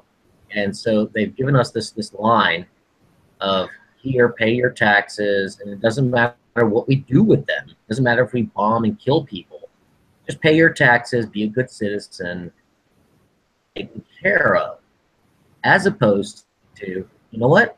Maybe you're not God. Maybe government is not God, and you know, they're just as clueless as everyone else. It's just they have a better game. They have a better way of presenting, as though they know something that we don't. And I like the way you put the gate to St. Peter. I think that was really good, because like, we're thinking that there's some hurdle or some test or some goal that we need to achieve, because the mind has something to be preoccupied with, whether it's, I'm going for enlightenment, I'm being the best I can be, am I fulfilling my potential? The mind is always doing something along those lines. What if all that's irrelevant? Absolutely irrelevant. The mind has been put here for us to do exactly those things, whether it's going for enlightenment or going for pure materialism or any of it. The mind needs to have something to be preoccupied with. The mind is here, in my opinion, to experience. That's what it's, as far as I can conclude so far, it is simply here to have experiences. Maybe maybe my personal theory will change in the future. Maybe we are here to experience and learn, and then prove what we've learned. It could be that way. But at the minute, I can personally conclude within myself that we are here to experience, most definitely, and we have to. Ooh, okay, that's what we're here for. Now, in this, interesting. Have you heard that there may only be 100,000 souls in this realm? Because my thought, I've heard lots of stories, and every time I hear a story, I'm always thinking Hatikanas, the old woman of prophecy. It's a story to me, no matter what it is. It's always a story to give the mind something to do. And I'd like to just address something real quick in the chat. It was Skywatch Central. Well, they do have free will. And I posted earlier in the chat, I think it was to him, that free will isn't something that you have automatically developed. And there was a film that I referred him to, I believe it was him. It was called The Adjustment Bureau. I think it was a 2011 film. And it talks about, if you watch the film, the difference between running a script, which is of the mind, and actually having free will, which is going back to co-creation. Yeah, I think free will is something that we have once we begin a trip of enlightenment. Once we've released the shackles of the society that we were born into, I think we gain free will. After that, that's been what I'm thinking about it before. Because when we are shackled into the system, we don't have any free will. Because although we think, oh, I will choose which phone to buy, I will choose who to vote for, I will choose which TV station to watch, the actual free will has been taken away from us. Because as we know, the media is owned by 90% of the same people. So we don't have any choice. We're given the illusion of it because we need it. As human beings, we need to be able to make decisions within us. We'd go crazy if we couldn't make our own decisions, if we were just told, do this, do this, do this, do this. I mean, I assume, you know, that's another hearsay, it's just out of my head, but I think that would happen. So where we're going there, the free will. Free will is something that's manufactured inside the system and something that we grasp when we come out of it. And we have free will to manipulate our environment as we dictate our reality, as we dictate. And it's a useful tool for it, free will. But if you could link that again, that movie that you put out, I would enjoy watching that. If you could get a link into the chat. Adjustment Bureau, 2011. I can link that. But the thing about the free will, it's imagine for a second. And I know a lot of people can be really not happy with the statement, but just imagine for a second that everything that we're becoming aware of has been put here for us, and we look around and say, oh, wait a minute, are okay with this. And so, well, what do I do?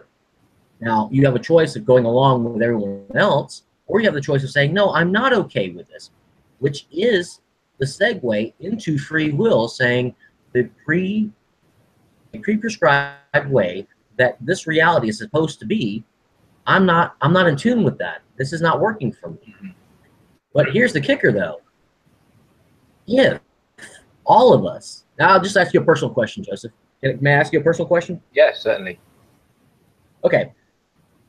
Let's just say today. I don't know how much you can remember about today, but how many thoughts did you have today really destructive and have like thrown, I don't know, everything out of whack, if it could actually manifest at the time that you thought it?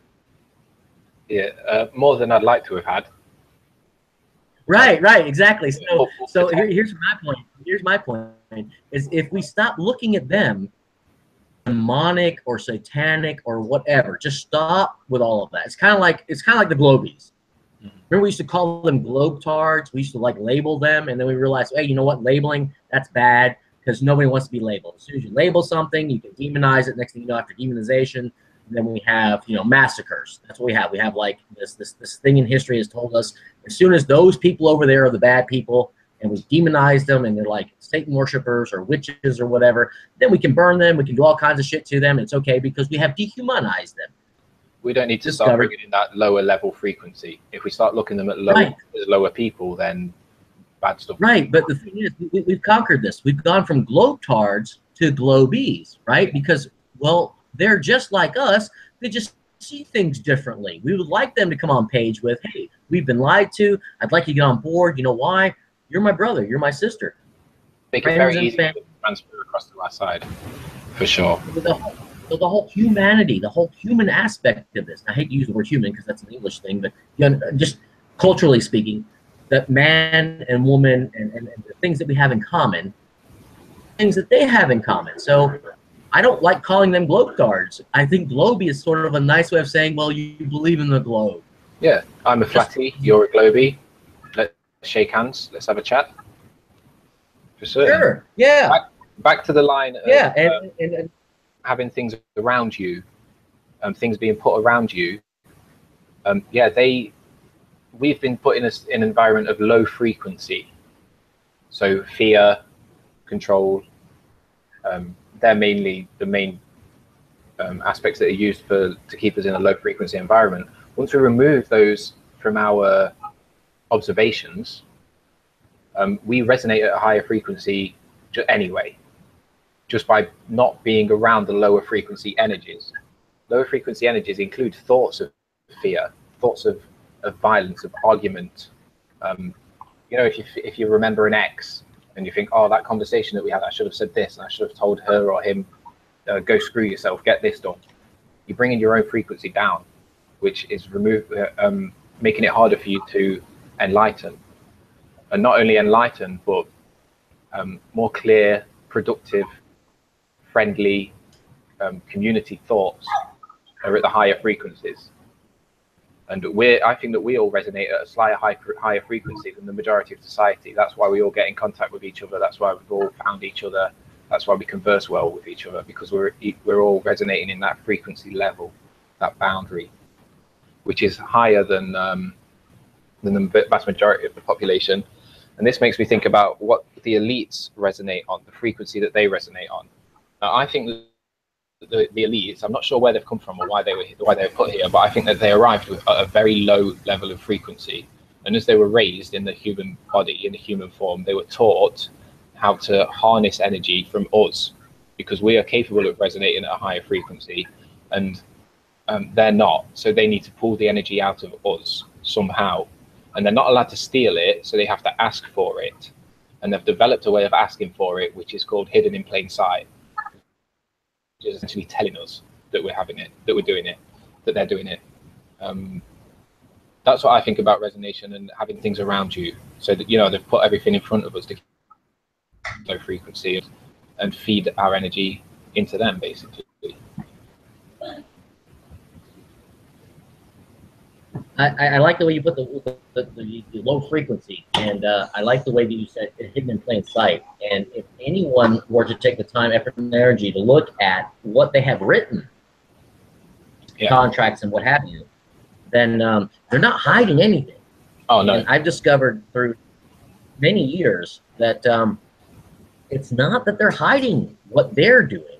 It's just the majority of us, that's the problem. We're too busy preoccupied by the lower frequencies that they put out for us. Well, here's the thing. It's sort of like, describe this. We're wanting to have answers, but we're not wanting to work for those answers. And if someone comes along with a good story, with plenty of confidence, and maybe he's wearing the shirt and the tie, or what Bill Nye with his bow tie. Yep. He comes up and he speaks really well, and he does his thing. Some of us are willing to say, oh, look, there's an expert, there's someone that has the answers, and he seems confident that he knows what he's talking about. I don't have to look into it for myself. I don't have to discover who I am or where here is, because someone's already figured this out for me. It's all good. And that comes from laziness. That comes from being too lazy to find your own answers. Being used to having answers handed to you, being used to being spoon-fed answers. It's like IPS says with Fefe, we don't masticate food for you. We masticate food for ourselves. So if you want information, you need to masticate it yourself. You need to go get it, chew it, put it in. Like, I'm sure that I'm not the only one that went through 6 months to a year of a difficult mental situation, exposing flat Earth to myself and ourselves. I'm sure that none of us found it easy.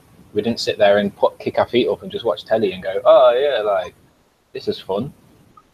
We lost hours and hours and nights of sleep. A lot of people cried. I'm not a crier, but I came very close. How can I have been lied to through all of this? It's laziness. That's why people don't, and it's not only through flat Earth, it's through achieving and exposing lies and living life, getting a happy life.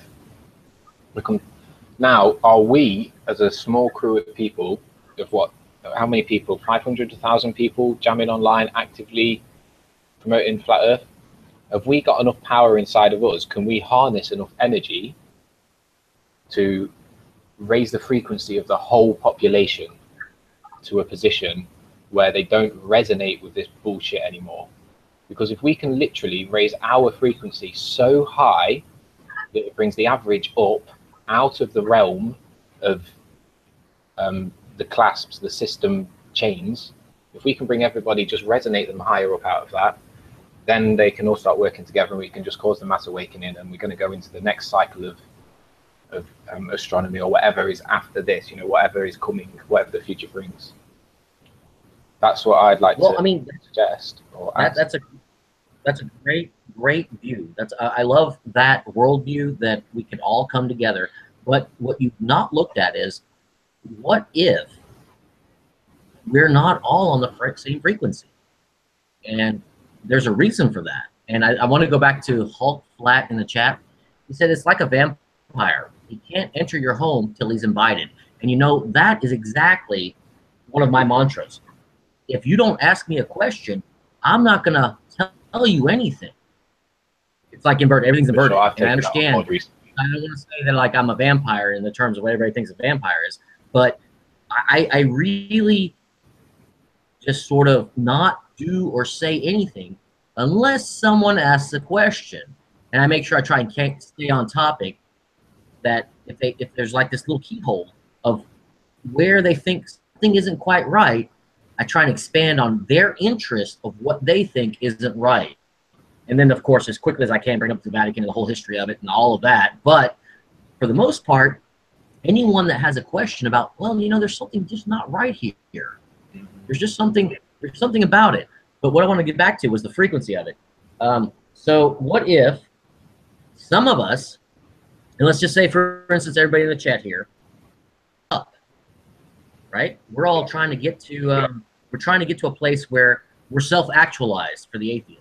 Or if you're a Christian, I think the terminology is walking with Jesus. And if you're Buddhist, it's enlightenment. Yeah. So there's different ways of saying the same thing. But what if there is the same amount of us? Yeah, they already hit that. It's boring. You know, you wake up, you're God, you know everything. You're in the void. Shit, let's make all of this again. And they're on their way down. Some of them are actually working on the way down. Do you think there are people working on the way down? Yeah, exactly. And so here's who are do you think that are doing that? Go ahead. Who are the people that you think? No, I didn't hear you. Go ahead. No, I was just looking at like a bell curve. I was just thinking like of a bell curve of just something that you can see in anything. Any bell curve of any type of trace that you see, there's like a distribution of those at the very far right, very far left, and like the majority are somewhere in the middle of the bell curve. And so when you're talking about frequencies, what if, true to this, that not everyone is looking to go up and attain enlightenment? What if some of them are on their way down? They need to hit rock bottom. You're not going to be able to. You're not going to be able to catch someone and say, "Hey, look, flat Earth, they're lying to you." They don't give a shit. They're on the way to rock bottom. Those are the ones that you just don't do anything with, because they're not going in the direction that you're going. Yeah, on a what if, I absolutely hear you. Like, what if those people are out there? They could well be there. What if they are? Maybe they are. In my reality, in what I try and manifest and create and experience, society is in its lowest form of resonance that it can be in. Living society. So there is only up. We only have one way to go, which is up. And to me, looking at previous civilizations, it seems to go in cycles of, I think that it goes in cycles of lower level frequencies, control, people being managed, and then they come up into enlightenment, start building religious buildings, pyramids, and then where does that civilization go? Potentially it may ascend, I don't know. But then it seems as though we maybe come back down, or some more is created, you know, somehow life comes back to the earth, and the earth is civilized again, populated again, and then we go through the routine again of being put under control. Small people manipulate society, and then it takes the masses to form a massive revolution to go through, learn everything we need to learn, and potentially ascend. So I do hear you, like, what if those people are at the other end of the bell curve coming down? But I prefer to believe that they're not there, that there aren't people doing that, that we are on the way up. Absolutely. But what you're not allowing for is free will. You're not allowing, from what you just said, you're not allowing free will of those that want to go down. They want to hit rock bottom. They're trying to, I don't know if they're masochistic or whatever, they have to punish themselves, stuck in a rut, and they're spiraling downwards. That's their path. And so if that's their path, that doesn't mean that's our path. We just acknowledge that that's where they're going with it. It's kind of like the elites. Like everybody looks at the elites, oh, they're Satanists, oh, they're just all liars, just all kinds of stuff, all kinds of bad shit about them. And the question then is, of course, as we're focusing our energies on them and those are the bad ones, what are we doing? When I say we, I mean the 23 people watching right now. Mm-hmm. What are we doing?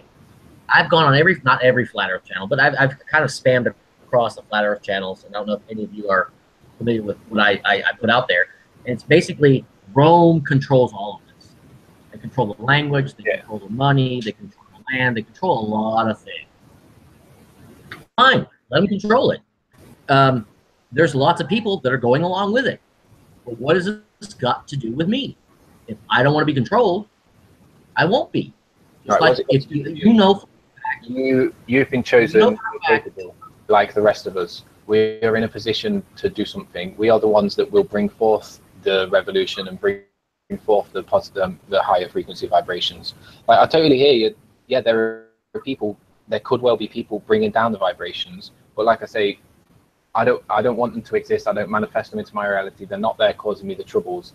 Like on the line that I'm going and the path that I'm walking, which includes you guys, because I know you all, so you're in my reality, even though you have your own independent realities, which is a whole other conversation. But in this reality, those people aren't there. There's no one that can bring it any further down. The downers are at the bottom.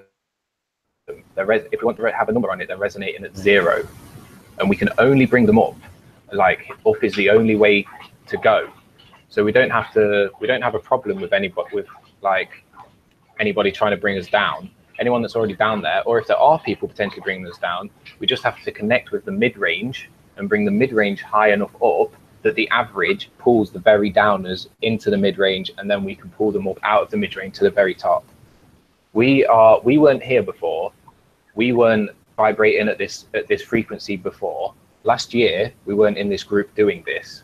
We weren't such high frequency, and there wasn't so many of us. So this is being created and growing. We can observe this, we can see it, it's happening. The people that are at the other end of the spectrum deteriorating it and bringing it down, maybe we could apply that to the elites, so I guess maybe they could be there, but still I can see that the elites have got us as low as they can get us. Like, how much worse can civilization get, really? People, starving, don't have water, deliberately given cancer and AIDS, and then cures that won't, and then medicines that won't cure them. For me, like, it's as low as it can go, and this group of people has all come together and been put together to bring it back up. Like there's no question in that for me, to be fair.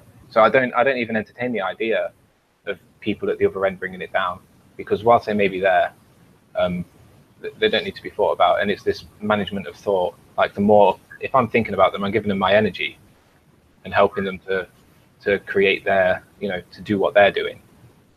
So if I think about the team, the wrench squad, and I think about how we're going to progress, I'm putting energy into that, and we're just going to keep moving on forwards. So it's just one of them things that I don't, I've said it, I don't entertain them. They're not here.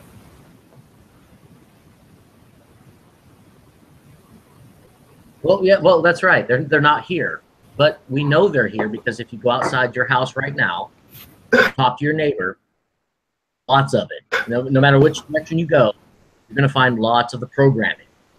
And if you try and break that programming, what's the first thing that's going to happen? They're going to attack you. They're not going to address everything out that they mentioned. With an invitation. Say, here are my problems. And you come up with, well, have you tried this? The first thing that's going to happen, because you're opening a door for them to become responsible for themselves, that they're going to attack you. No, bro, you're predicting the future now. I don't feel comfortable with that. Trying to say that they will do this, especially manifesting it. No. I'm talking. Look, I've done this for years, and something that I have discovered, maybe they don't want it any different than it is because they're not willing to take responsibility for themselves. I got about a decade. Yeah. I got a decade under my belt. I was in Germany, and one of the very first things I ran into was the military occupation of Germany. The Second World War never ended. It's a ceasefire, and there's the military occupation of Germany. And I point out to the Germans left and right as best I could because I have command of both the German and English language. If you look into this, you'll find is militarily occupied, and there's this corporation after what was the wall fell in 90, 91, whenever that was. I was like, look, there was a change of hands. It went from direct military control to this corporate entity that came in and is telling y'all what to do. Okay. Just saying. How we relate? Out at 10 years, even though I could tell them the facts about, let's say flat Earth. Have you ever run into a flat earther or a glober that you can point out the facts all you want? We're talking about someone who's genuinely defending the globe. They're going to defend it at all costs. Why? Because if they change,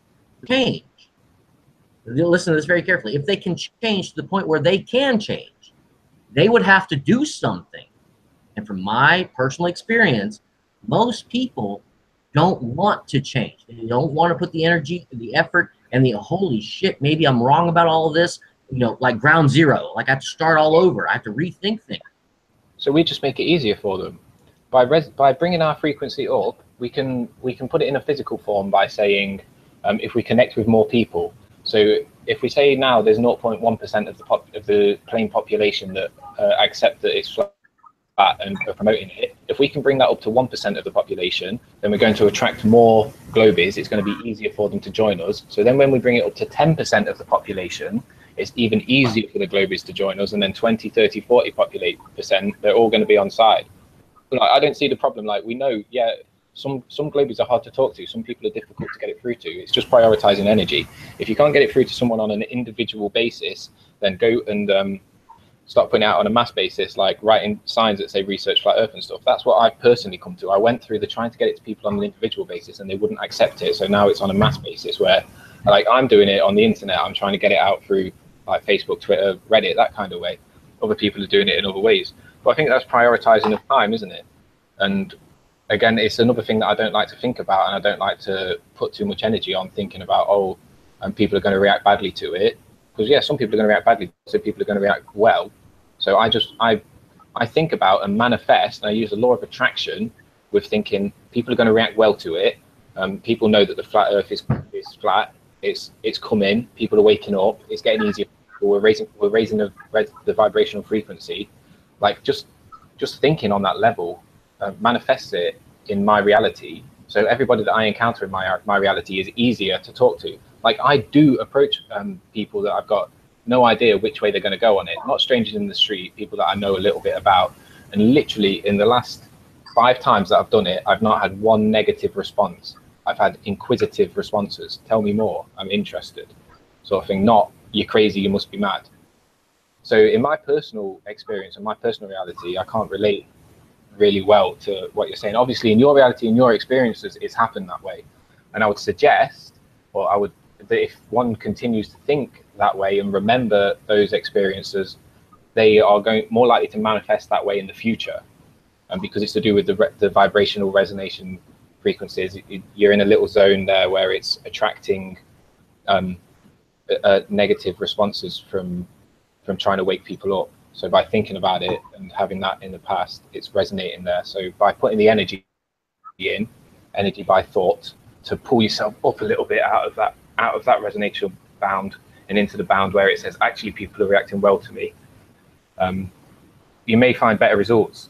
You may find it easy to open eyes by, working on, we all have to work to grow ourselves every day, don't we? We all have to think, how can I personally improve myself so that I can help the world better? If you feel that. What I've discovered for me personally in my interactions was talking about the military occupation of Germany to the Germans. It didn't work well. But what did work well, because this actually goes along with what you're saying about frequency, was something a little more concrete, military occupation, something a little more personal, was love. And it was about, if you're unhappy the way that it is, and I can't tell you, and I can't give you any advice on how to change your life at all, but if you're unhappy with your current situation, to change that situation, and you know what, you might find out, hey, this is worse than it was before. Well, then try something else, and you just keep trying till you get to where you want to be.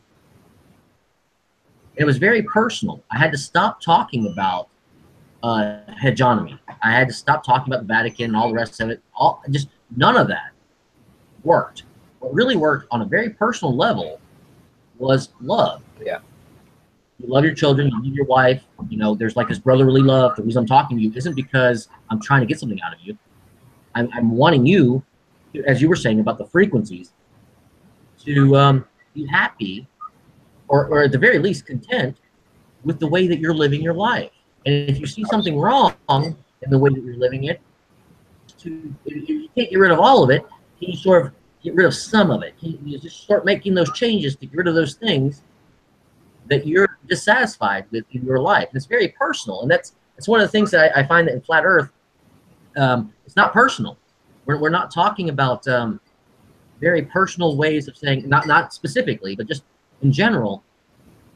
Can you see things in your life that you disagree with, that you just absolutely, your conscience, or let's talk about the Christ thing, Jesus, walking with Jesus and all the stuff that comes with it, or in terms of Buddhism with the whole going towards enlightenment, do you see things in your life that aren't working for you, and how, and it doesn't mean like right now, but how can you make steps towards eliminating those things to be the way you would like to be? Absolutely. Beautiful. I totally feel and agree with what you're saying here. Like, I think that's a baseline of what we're trying to do through Flat Earth, isn't it? Like for me, I've called it in my mind a mass awakening, but yeah, giving everybody, showing everybody love, how to feel love, how to be loved, how to love environment. That is like a massive end goal. And yet when you start talking to people about that, I personally have not managed my way of speaking to people about that yet. I think I go in too forceful and they don't react well to me. But saying to them, change a little bit at a time. You listed out a load of things there that I just completely agree with. Basically, it's on our own selves to change little things. If we want to progress as a person, then we should look at what we're not happy with and take the action on changing it. That's why we're not happy. And that leads to amazing things. And the bottom line of it for me is taking action. Like if you want something to change, if you're not happy with something, just take action. And like you said, it can go both ways. It could get worse. So you take more action on another angle and try and bring it better. You have ideas, act on them. For sure.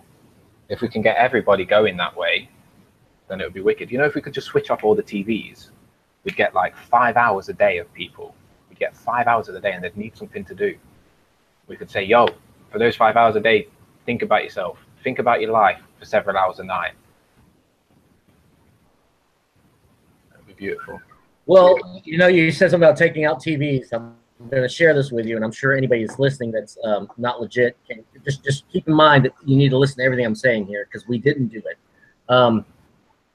There was a Turkish man, and he was all about the Muslim way, and he thought because I was American that I must be Christian. The Christian doctrine. And we talked for a very long time, over years. And at some point, I got him, or no, we worked through this to start thinking rationally about our situation. So he actually renounced his Muslim faith. So he was pretty much agnostic. He thinks there is something, yeah, but it has nothing to do with religion. It was really good. I mean, it was a good start. So we were really close. And one of the things we wanted to do, this is on an open channel, I'm not, but be very careful. Anyone listening, at the very end of this, we didn't do it, okay? So got the materials together to make thermite. Anybody can look this up. I'm not going to tell you how to do it. Yeah. This high wire, high electrical line, the one that ran into our community.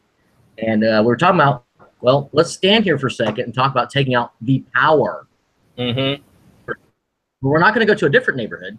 We're going to do this in our neighborhood because we want to witness power goes out. Will we come together and work together because we're all in the same boat? Or is this going to be like a total shit fest? We were really curious about this. Yeah, that'd be a fantastic experiment. Well, no, well, hold on. Just anybody listening that's not of the flat earth, we didn't do this because we respected free will. In other words, if no one wanted the electricity, if no one wanted the TV, if no one wanted the internet, shit off. We don't have to take down this power line. They're asking for it. They want it. We had this one long talk. We're standing at the tower. We're going to take it down. And we came to the conclusion before we actually took the action that it's actually breaching free will to do this without their consent. That takes a deep conversation as well, doesn't it? That is a long conversation to have, because I'm trying to run that through my head right now. It's very borderline, isn't it? Am I in a position to say I'm taking your free will and doing something good for you, or should I take the line of talking to them and trying to convince them that it's their free will, or should I just allow them to do anything they want and not manipulate the situation at all? There's a lot of lines to take down, isn't there? That is a very fine line. You know, the whole thing about free will, you know, nobody's putting a gun to their heads. Nobody's saying, hey, watch TV. Nobody's putting a gun to their head saying, hey, get that smartphone up and put on Facebook and all the rest of it. Doing it of their own volition. And it seems like, and I was in another chat not too long ago where I got attacked. I got attacked because I simply said, what if it's the human condition? Everybody wants to point to the elites. Everybody wants to say, oh, it's those bad people. They're doing all this bad stuff. And I came up with the, you know, what if they just simply set the stage? They're not forcing you to do anything. They're setting the stage. And the human condition, well, it goes to, yeah, if I don't have to think or do, and you're providing the answers about cosmology, you know, what is here, who am I? Well, okay, give me some answers. I'm from a monkey, and we're on a spinning ball, and it's all meaningless. And that's an easy answer because someone told me. I don't have to think about who am I and where is here. So going back to the whole TV thing with the electricity and all that, it wasn't our place. This was a Turk and me, which was, well, German and English. But in other words, two people from different backgrounds got together. We're going to take down a tower and decide not to because we realized, well, how are we different than dictators? If we just simply take down this one tower, how are we different than any dictator that has ever come before us? That's the level I was trying to come into there, that exact one. Like, where's the boundary between the dictators are imposing their will? Should we impose our will? Is there a level of we're imposing will in a better way? Are we in a position to decide whether our will is better? Now, I think that the elites, or the dictators, shall we say, are very forceful with the way that they put it in. I think they are. No, people want answers. Yes, people want fulfillment. They want to be fulfilled, and an answer is a way to be fulfilled. So they will take it very easily. And the dictators have made it as easy as possible for people to find their answers. Here we go. So potentially, what we should be doing is making our answers even easier to find. So that doesn't involve cutting down any TV lines, does it? It involves making information available. Yes, I think I've just locked in something for myself there through that chat, which was nice. Well, Flat Trotter SS just said something. They can force people to go. They can do that again if they wanted to. Well, Flat Trotter, I'd like to ask you something. How many people did Hitler personally kill? How many people did Stalin personally kill? How many people did Mao Zedong personally kill? Well, you'll find out that lots of people, millions of people, killed millions of people. It wasn't those headpieces. It wasn't those talking heads that killed anyone.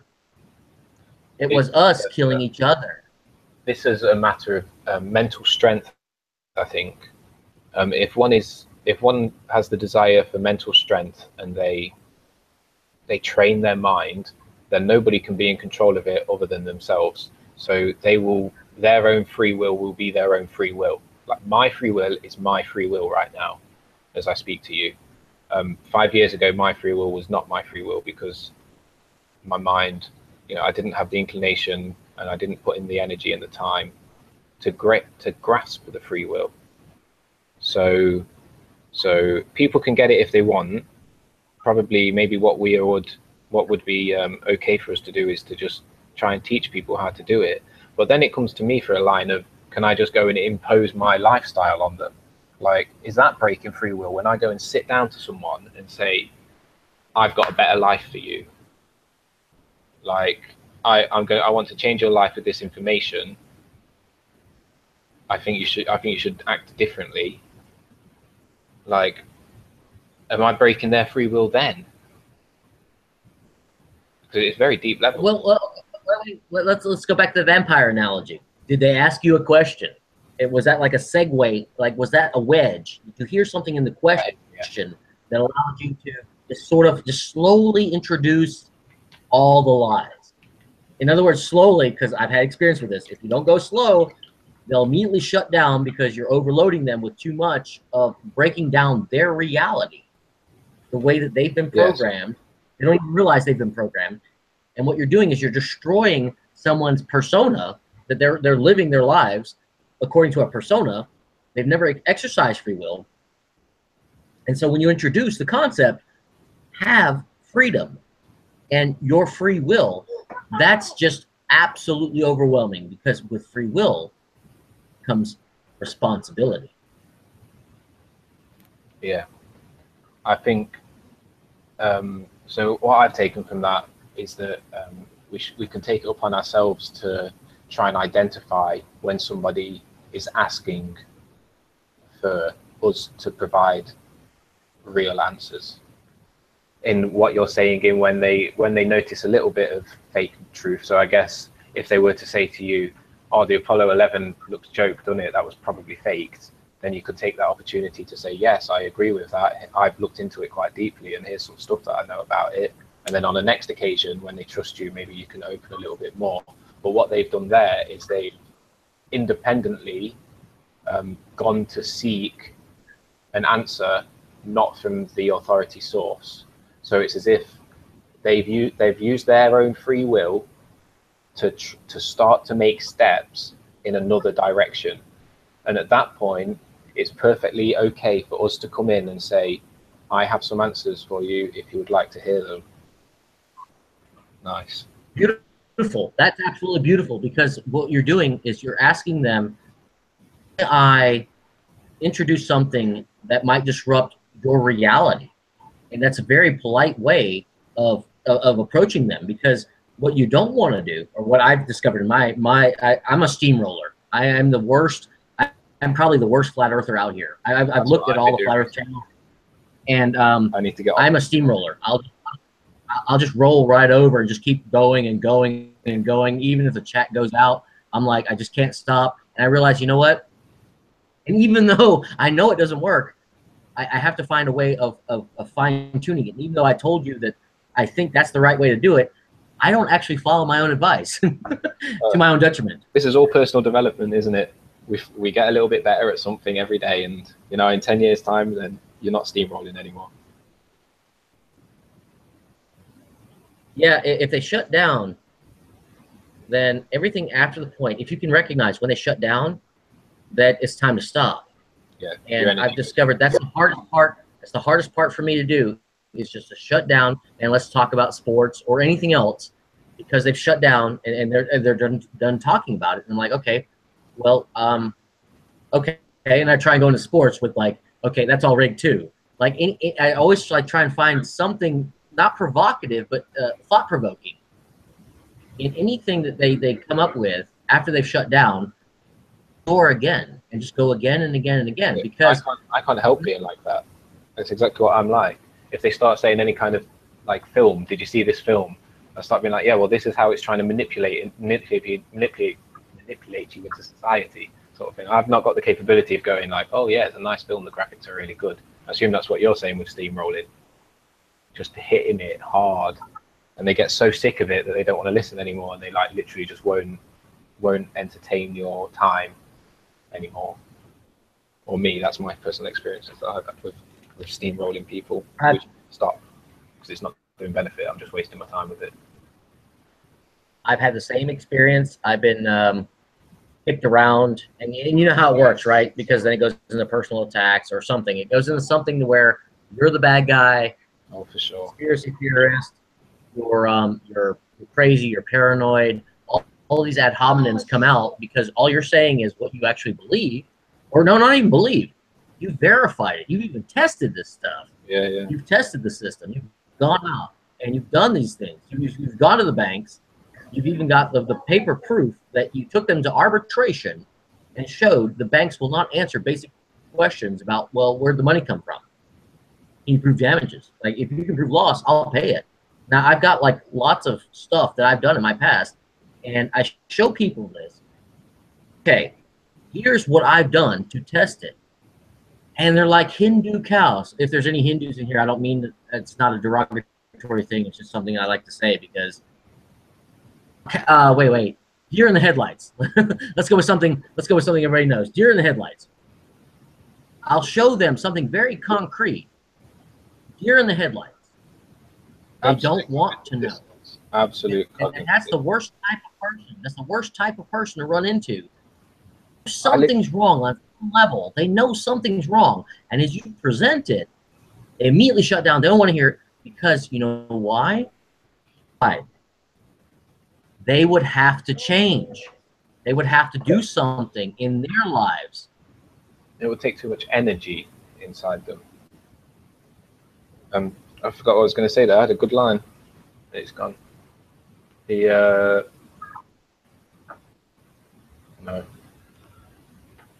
Sorry, I lost my train of thought there. Damn. It's okay. I lose my mind all the time, and that's when when I'm on top of my game is when I'm out of my mind. Yeah, yeah. When you can just flow. When it just flows, you just talking. For sure, that's when the best information comes out. And the best thing about inversion. When people start showing signs of severe cognitive dissonance, I go on a line of just telling them that's what it is. Like when we flip off from flat Earth, when we realize that there's no point putting that energy in anymore, instead of moving across to some random topic, I'll start going on cognitive dissonance. Look, mate, seriously, you've got cognitive dissonance here. It means that you're so stuck in the reality that you're in, and you're so comfortable in it that you're not willing to. You haven't got the energy inside you to expose it for the truth. You're lying to yourself. There's two people inside of you. This is the truth, and you're hiding it from yourself. And tell them that, because if you tell somebody there's a problem with your mind, you need to think about it, they will think about it, in my experience. So to say to them, cognitive dissonance, because it's a phrase that if someone's not assessed their cognitive dissonance, I think they've not heard of it, because I think anyone's that heard the word cognitive dissonance and has a slight understanding of what it is has gone and researched it and assessed their own. So that, to me, that bodes with the claim that if we tell people they've got it, they will go and research it, assess it, and then overcome it, potentially. So I like to go that when I realize that they're disassociating from it, bam, dude, this is what you've got, go and look at it, go research it. And don't tell them too much, because they're not in a position to sit and listen to reams of information from you right there, are they? But that I found. The way I've looked at it is, have you seen the 2005 film Revolver? Have you watched that film? Revolver? No, I haven't.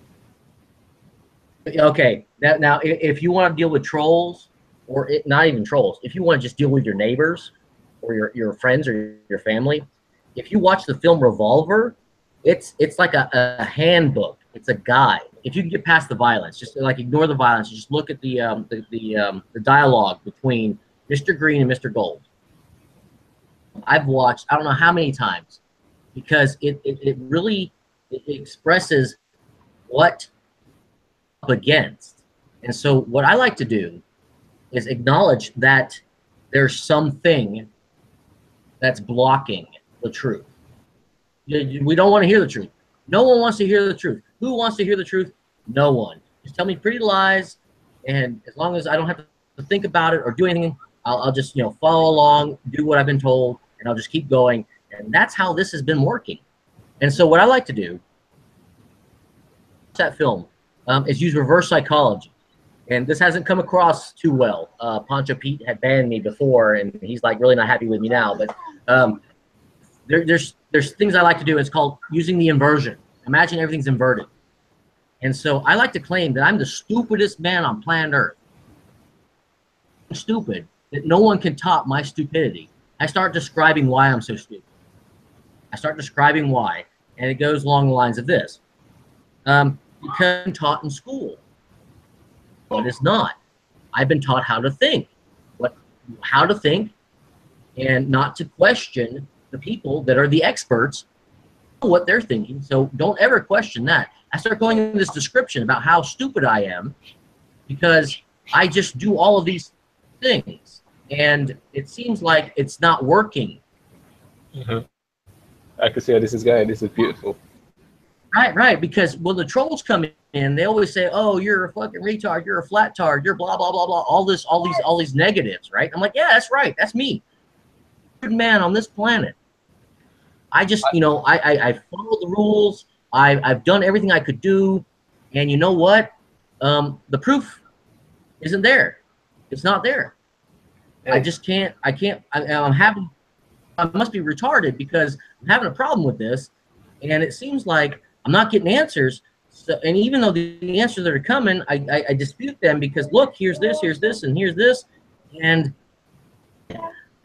you know, Forrest Gump is my hero. Forrest Gump. If I could just get up to the level of Forrest Gump, I think my life would be perfect. I think if I could just get there with Forrest Gump, be the sweet spot. I'm just not there yet, and just keep going that way when you're dealing with like hardcore egoistic people that want to. I don't know exactly what they want. They want to be right, and the way I've dodged this one, approached this one, is or happy. Well, they want fulfillment again, don't they? And it's however the fulfillment's coming the easiest. So if they can lie to themselves, that they're happy, or they can lie to themselves that they're telling the truth, they're just fulfilling it. They're just getting that bit of fulfillment, that kick. And it's like, yes, I'm right. Because as we know, exactly. Not fulfilling. Spending energy, it takes a long time to get the fulfillment. The fulfillment's worth like a lot more when you get there, but it's further away. It's not instant. So people want the instant fulfillment, don't they? Which comes from lying to themselves.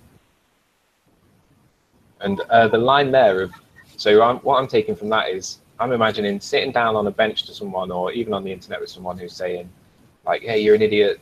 How can it be a globe? How can it be flat? It's got to be a globe." And going like, "Yeah, I am an idiot," and then reeling off all of the experiences that you both shared in life. Like, yeah, say you both went to the same school, you know, from school. Yeah, I just went to that school, started there when I was 3 years old, and they just taught me how to repeat what I said, like you were saying.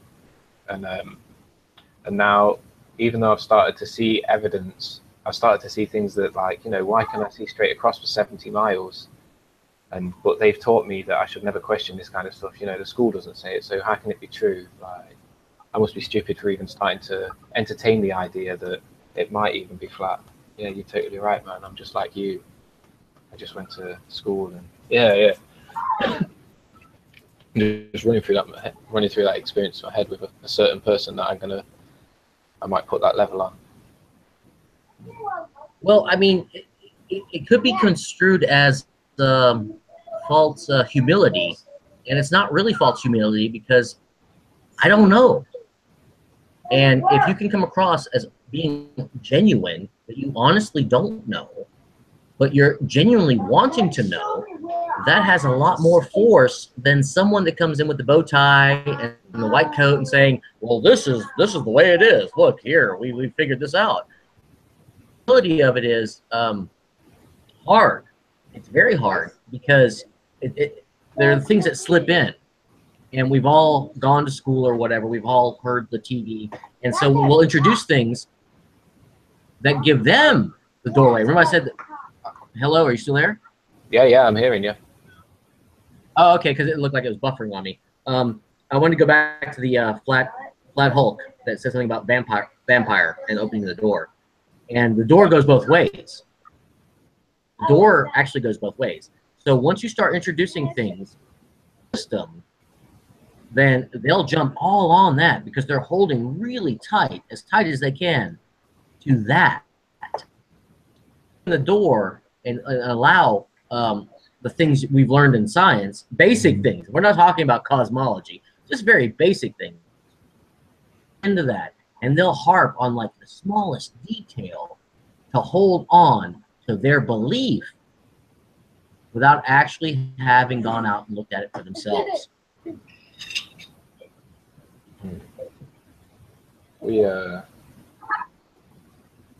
This is good. I'm learning some things here. I'm trying to run too many thoughts through my head at once now. We've got deep into a nice conversation. Do you meditate yourself, Anonymous? Just thinking. Oh, absolutely not. I can't meditate. When I meditate, in my mind, and in my mind, there's like this realm, mind, and well, that's a very small space. And so, meditation. How can I answer this with meditation? The best experience I ever had with meditation. Have you ever smacked your thumb with a hammer, like you're driving a nail? For whatever you're distracted or something, and you smack your thumb as opposed to the nail, and like you've busted the nail, it's bleeding out, and you're like trying to fix it up. But before that happens, at that moment when you smack your thumb with that hammer, you really need. You're in the moment. And I don't understand how that relates to the meditation. That's how you feel. You're in the moment. What you prefer to be in okay. Well, meditate. There's another way of looking at it. The mind is a problem solver. Let's look at it this way. The mind is a problem solver. Yeah. It's designed that way. Looking for, well, how does that work? And, you know, what's going on here? It's always looking for an answer. Yeah. And we'll just give it to me. Just, you know, I'm always posting, you know, gravity. Well, why do we need gravity? Well, shit, I know why we need gravity. Santa Claus needs to deliver the presents. Yeah, see, that's why we need gravity. That's why someone somewhere thought it up. It's everywhere. Everybody sees it. So Santa Claus can deliver the presents. Now, of course, that's a totally asinine sort of out there comment, but it just puts gravity, the whole argument of it, to the side. Now, if I want to go into the logical part of my mind, okay, if I want to talk about the left hemisphere, then I go to the three-body problem and go, well, they don't even know what the fuck they can't even explain the three-body problem. How are we corkscrewing through space with everything rotating around everything else? How is all that happening when they can't even figure that out? What gravitational pulls with the velocities and all that good stuff? Every time I hear gravity, I always ask, okay, have you looked up the three-body problem? Your doctrine. That's not my book. That's in your book. We know gravity. But for me, for sure. For me, it's just easier to say, well, Santa Claus needs gravity, because without gravity, how's he going to deliver the present? Meditating, though. The mind is it's a tool, and somehow they, and I say they, I hate to say they because they are we, and I think IPS actually hit on the nail when he was saying, you know what, the difference between them and us is simply designation. And as soon as you own that and become that, you are that. And it's not seeking it. You don't have to seek enlightenment, because if you're seeking enlightenment to become illuminated, while you're seeking, you're on the path to enlightenment because you're seeking it, but you can't hit enlightenment because you're seeking enlightenment. That's the difference. And what? I missed that. I'm saying you can't be anywhere whilst you're on the journey there. You do have to travel the journey, but if you're still traveling the journey, you've not arrived. So seeking enlightenment, I totally hear what you're saying. This is I am. For me, this is taking the stance of I am in a universe way. Exactly. Right. And you can say gravity is dispelled because of three-body problem, or you can say gravity is dispelled because of Santa Claus. Either way, it doesn't matter because you don't believe in it to begin with. Oh, wait, not believe. You know it doesn't exist. Yeah. So it doesn't matter how you dispel it. I still don't see how we relate to meditation though, with because for me meditation is something. Okay, a very powerful tool. It's okay. Go ahead. What's meditation for you? For me, it's a way that we can all connect. For me, meditation is control of mind, control of thoughts. Control of mind and control of thoughts is control of rest, one's journey, where one is. So that for me is meditation. And it's also connecting to source. Source being what created this place, this realm, everything that's in it, everything that isn't in it, every thought that's ever been had, all information that's out there. That's what I refer to as source. And meditation is like okay. I feel as though I receive information when I'm meditating.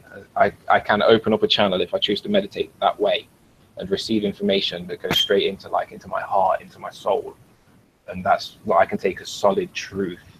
So I no longer have to go out there and investigate. I know. That's part of the I am, I know, I do. The I know comes from meditation, basically, for me. Well, so that's why I think it's a powerful tool. Okay, I got you. So for me, what you said with meditation is actually more than that. You're transcending the mind, is what I understood. What you just described and the word meditation, I didn't understand that. What you just described for me is not meditation. Meditation, from most of the folks I talk to that do meditation, they're stuck in their mind. They're just sort of like, I don't know, thinking things. And the one thing I did want to comment on, you said something about controlling the thoughts, right? You said something about controlling thoughts. Mm-hmm. Controlling the mind. Yeah. Well, that goes back into the mind, because who or what is controlling what in meditation? But hey, don't let me cut. No, I don't want to stop you there, because what you said after that was more important. You were receiving information. You were receiving a way of being, and that is beautiful, my friend. I think whatever it is you're doing. I think there's a balance between the physical and the non-physical. So the mind and the non-mind, shall we say? So I think the non-mind will force, or it can force, information into the body and the mind, and then one should be in control of the mind whilst in reality, whilst grounded, because that's what we operate on whilst we're here. So to be in control of the mind there, and so we've talked about earlier aggressive thoughts. So when these aggressive thoughts enter my mind, I dispel them, because I know that they're going to take negative energy. And that's what I mean by control of mind. I can't always be in a meditative state. And I did want to go for the like just ascending and not looking at reality and seeing through everybody and living that way. But information was put in front of me at that time saying you should ground yourself. There's a balance. It's yin and yang are equal sizes for a reason. As in, yes, be spiritual, be floating around, but remember that your feet are still on the ground. You were put in this physical form for a reason. Like, it's not about escaping here, it's about traveling the path here. And part of that is managing the thoughts which are going through your mind whilst you're in that state. Because there are times when you have to engage with people, isn't it? And that engagement requires being in the mind, I believe. Being in the mind. Oh. Let me go with that for a second. Okay, being in the mind. Having a separation. Being in the mind is separate from the source. I hear a lot about ego death and trying to get rid of the ego and all this other stuff. And I understand where they're coming from, because it seems to be interfering with their lives from their perspectives. But what if ego is a necessity? Exactly. For me, it's about managing the ego. What I took with it was the ego is a monkey, and we are the person training the monkey. So the monkey is playful, and he runs around all over the place, and he flings shit all over the place, but he wants to do what we want him to do. He's our friend. He just doesn't know how to act properly. So if we train the ego, or train the monkey to build, for example, to use a hammer or to build something, then he will grow and he will be progressive, and we are training him to do something good. And we can train our ego in the same way. So through meditation, it's literally envisaging oneself training with a monkey, teaching the monkey, build yourself. You are my ego. You are a monkey called ego, and I am training you. Literally trying to envisage that whilst meditating helped me. And I think I took these ideas from businessmen, so people that have, you know, made loads of money really fast. A guy called Peter Sage, who one of the first lines that I heard him say was, if you want to make £1 million, I'll teach you how to do it in a year, but that's not what I'm here for. I got a lot of my good information that I'm reading here from him. All right, I like that. You said the monkey. Okay. May I enter? With that one comment. That's not why I'm here, is what you just said. Okay, you said that's not why I'm here. Yeah. You have eliminated one possibility of why you are here. That's actually opening the door to why you are here. You've eliminated something. Mm-hmm. I hear. What this was what he said when the first line that I heard him say on stage, because he's well known as like an entrepreneur and stuff, and he was teaching people how to love. He'd started going into talking to couples that had not very good relationships, and he was talking to them and trying to teach them how to love each other and stuff. And that's kind of the speech that he was giving at the time. That's like what it was titled. And he came in. I think that's why he put the line out there. But yeah, eliminating, like closing doors. Is this kind of thing you mean? Burning bridges, perhaps? Because I took a line of things like earning money. Like when we're born into this reality, we're told we need to earn money. That's one of the things that you got to do. So I'd always had the drive, I should earn money, even though I'd never really wanted it. So it was one of them things inside me where it was like, I've got to earn money, but I don't want to, so it's hard. Closing that door and burning that bridge was really helpful for me. So now, the places where I used to earn money in the past, I burnt the bridges with those places, so I can't go back there. I can't go and sit in a nice, comfortable job now and earn money because I've argued with the people and deliberately closed the doors and burnt the bridges. If that's what you mean by, or that kind of line, when you can enter a conversation like that as well by closing the door, or have it in your life by closing the door and saying, we're not doing that, we're going to eliminate it, and that's an okay thing to do. In your mind, you can say, we're not having that in my mind. So I think that's helped me. Well, this goes back to meditation. My mind. Yeah. It has helped me in my mind. I think we do have an individual as well as a whole. Whilst we are connected, whilst each of us who has a soul is connected, or potentially each of us animate and inanimate, I'm not sure. I think we also have an independent as well. We have our own thoughts that we should work on and think. Okay, I'm all on board with what you're saying, but have you looked around lately? How many people are having this kind of conversation? I try not to look around. No, but well, there you go, right? Because this was going back to what I was saying about the bell curve. We got 20 people watching right now. You and I are talking about this, and how many people are actively doing exactly what we're talking about? Well, we can't know.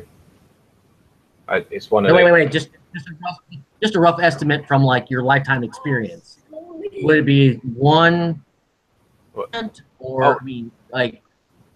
Oh, what percent of the population are on this level? You have personally experienced through all of your experiences with all the people you've ever experienced. How many are actually doing exactly what you're talking about? Discovering.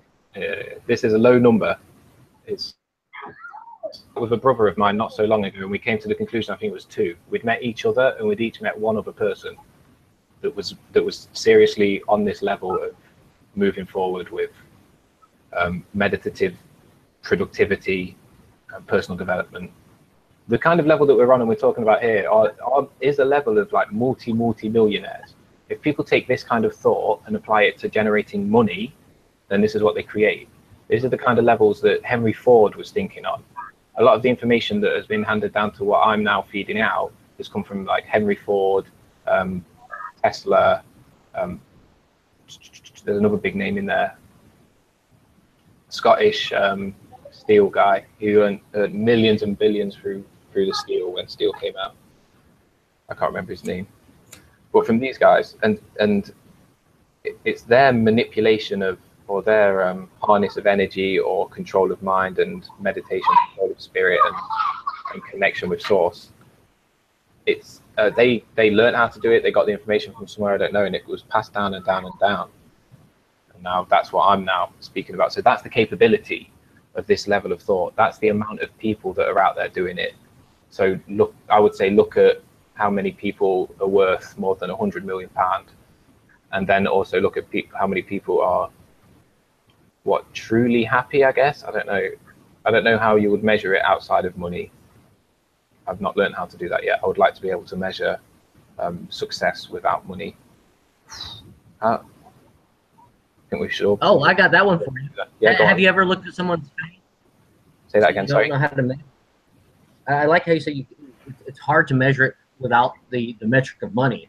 Mm-hmm. But have you ever looked in someone's face when they're having that moment that they're truly happy doing what they're doing at the moment they're doing? Because that's more worth than gold if you can catch it. It's almost like have you seen the film? Wait, I hate referencing Hollywood, but for some fucked up reason, earlier in the chat, and for some reason, they're telegraphing all of this. There must be a reason why they're telegraphing it.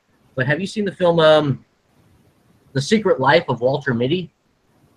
No, I'm not a filmy. No. It's that film. It's worth watching. Is capturing that moment. If you can see it in someone else, that they're genuinely happy, they're having that moment. Like it can't get better because that is the moment. They're at their top. That is the maximum potential right there because they're in that moment. They're experiencing it to its fullest. This by just looking in their face, looking in their eyes, and seeing that they're actually enjoying all of it as it's happening. And when you can see a person who is walking down the street in that state of pure happiness, I would consider them successful, I think. I also think that when you meet somebody, when you shake their hand and look into their eyes, you can gauge then straight away their level of happiness or success in life, or personal success, you might call it, without money. I'm going to wrap this at past, Anonymous, just so I've got some stuff to do before I go to sleep. So just okay. 15-20 minutes, I'm going to call it. But this has been, we hit some deep levels here. This is nice. In Nottingham, we call it triple deep. We've gone triple deep. What about third eye stuff? We've got that on the title as well. Have you looked in any third eye, pineal gland? I guess you don't drink fluoridated water with being a flat earther and on all this kind of level. Well, there's a trick, and this trick it's not hidden. Like I said, there's no conspiracy of interest, but the fluoride in the water is one aspect of it. That's one halogen. There's another halogen that they sneaked in back in the 70s. Breads, the pastas, and all the flours. So you've got two halogens that are in there that are displacing the iodine in the entire glandular system. And the only way to get that back out is to flood the system with iodine. It's really not talking iodine because you need iodine. Lots of it, actually, more than the RDA, whatever the recommended daily allowance is. That's just enough to avoid goiter to get those soldiers up and running. So if you look into iodine, you'll find that there's a reason why fluorides and bromides were introduced into our food and water. For sure. Let me think. Abraham, Bronstein, Dach, and I personally talked to Fletches. He's here locally where I live, and they're all proponents of iodine. They've been treating people with cancer and all the rest of it because actually iodine is responsible for apoptosis, which is cell's natural death cycle. At the end of the life cycle of the cell, it's programmed to die. Iodine is responsible for that.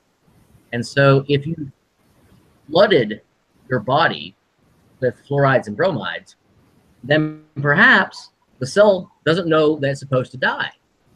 And these doctors that I just listed are all treating cancer, mostly cancer patients, but other things as well, to get the glandular system back up to par. And you said the pineal gland. There's one more thing I'd like to plug real quick before you get off.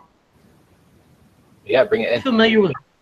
Are you familiar with religious texts like the Bible or the Talmud or, I don't know, Egypt mythology? Egyptian mythology is a great place to start. Yeah, I'm familiar in a way that I've watched videos, maybe 20, 30 hours. Well, there's an author that like combined all of the religions, or most of them anyway, the major ones, from a physiological perspective.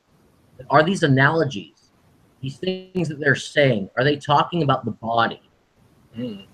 God, Man, the Word made flesh by Perry, if I'm not mistaken, that's the author. And if you read that book, it's all talking about how to build the temple, how to build the body, to be able to push, I don't know, the Bible references into the Most High, which is basically going from the egoic state of mind, pineal gland, to see things differently. And so none of this is hidden. There is no conspiracy. It's just basically lack of interest. I know I sound like the bad guy here, but for the most part, if you look around, most people don't give a shit. They don't care. And we can have apologists all you want up and down that's the elite's doing all this bad stuff, but they couldn't possibly get away with any of this shit if most of us wouldn't let them. Yeah, for sure. For sure, like, we don't need, they only get away with it because we let them. I think I've seen that, oh, sorry, what was the name of that book? The book and author, was it Perry? P-R-A? God, Man, the Word made flesh by Perry. And I think the PDF is online. If you just put in that title and like PDF at the end of your search, you'll find somebody somewhere that you can download that book. And all it is talking about all the religions, different sources, and all referencing physiology on how to use your glandular system to reach, if you're a Christian, walking with Jesus, or the Jesus effect. And if you're Buddhist, we're talking about enlightenment. And if you're an atheist, we're talking about reaching self-actualization. It's about using your body, your temple, to its fullest capacity to reach. That's all that book's about. It's not trying to get you to like not burn in hell. It's none of that stuff. There's no none of the contemporary things that we think of when we think of the word religion.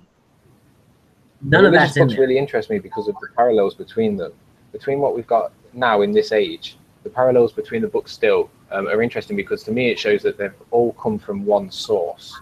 So for a source to have been able to get text out in so many languages to so many communities that have so many different beliefs, surely that information is strong information, I would say.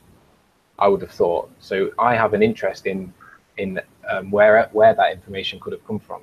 Like the theory that I feel most comfortable with at the minute is what I've seen through Eric Dubé's video. I think it's Eric Dubé who puts through, the video Jesus Did Not Exist, where it explains how the books relate to Greek mythology, which came from astrology or astronomy, one of the two, astronomy. And it's all the story of the stars. Like, I feel good about that story, but I also feel like it's not important enough. That kind of feels like some people looked at the stars and they wrote stories about them. I feel that there's more information in there than that. But taking it back to one community of people, potentially the Greeks, who first wrote these texts, has been really interesting. So now, if I'm going to read this book, I'm going to search for it at least. I'm sure we'll be able to find it if you say you can. I'm going to be really interested to read that book to see how it could relate to advising one on how to manage their physical body, because I think that's quite important. Managing of the physical body. Well, the short end of it is all those religions at the core was basically this is, I know I'm probably going to step on some toes here, but I'll say it.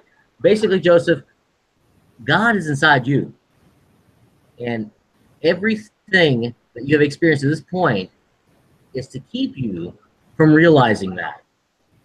Mm-hmm. And everyone in the chat. I don't know. Yeah. Not just Joseph. Everyone in the chat. I mean, you too. That we're having is simply to have the experience, and that's great. Bad or the ugly, however that goes. But it's all basically there for us not to realize that God is inside of you. Mm-hmm. Because, you know, it's kind of boring. If you're God, you know it all. So there's no point to do any of this. And all of reality kind of breaks down. So there's a reason. I think I said that when I said open the panel, and you said, yeah, go ahead, come on in. That was there's a reason for the deception. And the reason for the deception is woke up at the same time, and I asked you this question earlier. What all did you think today? And if those thoughts could manifest as you thought them, that be? It's this makes me think of a level of having with God inside you. You are God. I totally agree with that in a way. You have a creator and an observer inside you. You are a creator and an observer of what you create. And a creator, God is the creator. You know, we're using God here as a word of God, the source, whatever, you know. We're not trying to, sorry, we know what the word God is. There's only 17 of us watching. We have so God would be within us in that way, that because we create our own reality, what we think is what we observe. The creator is us. Like for me, that's set in stone, that we are our own God of our own reality. And every individual person, that's like all of you people that are experiencing this reality with me, I'm experiencing you in my reality, and you are experiencing me in your reality. And that's the half of us, or the half of the yin yang, which is I, the inside, the grounded, the physical. And we are also connected, but not observing each other in another realm. This is where that we can't see with our eyes and we can't touch with our hands, where all the information is exchanged, why people can think about each other and people can know the same thing at the same time. Where, you know, where the information that I was talking earlier, I receive information through a channel of meditation. That place, that's where we're all connected on a non-physical level. So that would be the other eye, the big, you know, the other God maybe, or the observing God. Or I think there's definitely, no, the main one is within us, because we do create everything. In my theory, as far as I can see, and what my experience has brought to my mind. Oh, I don't see it as a theory at all. I mean, I'm glad you say what you said, and I don't see it as a theory at all.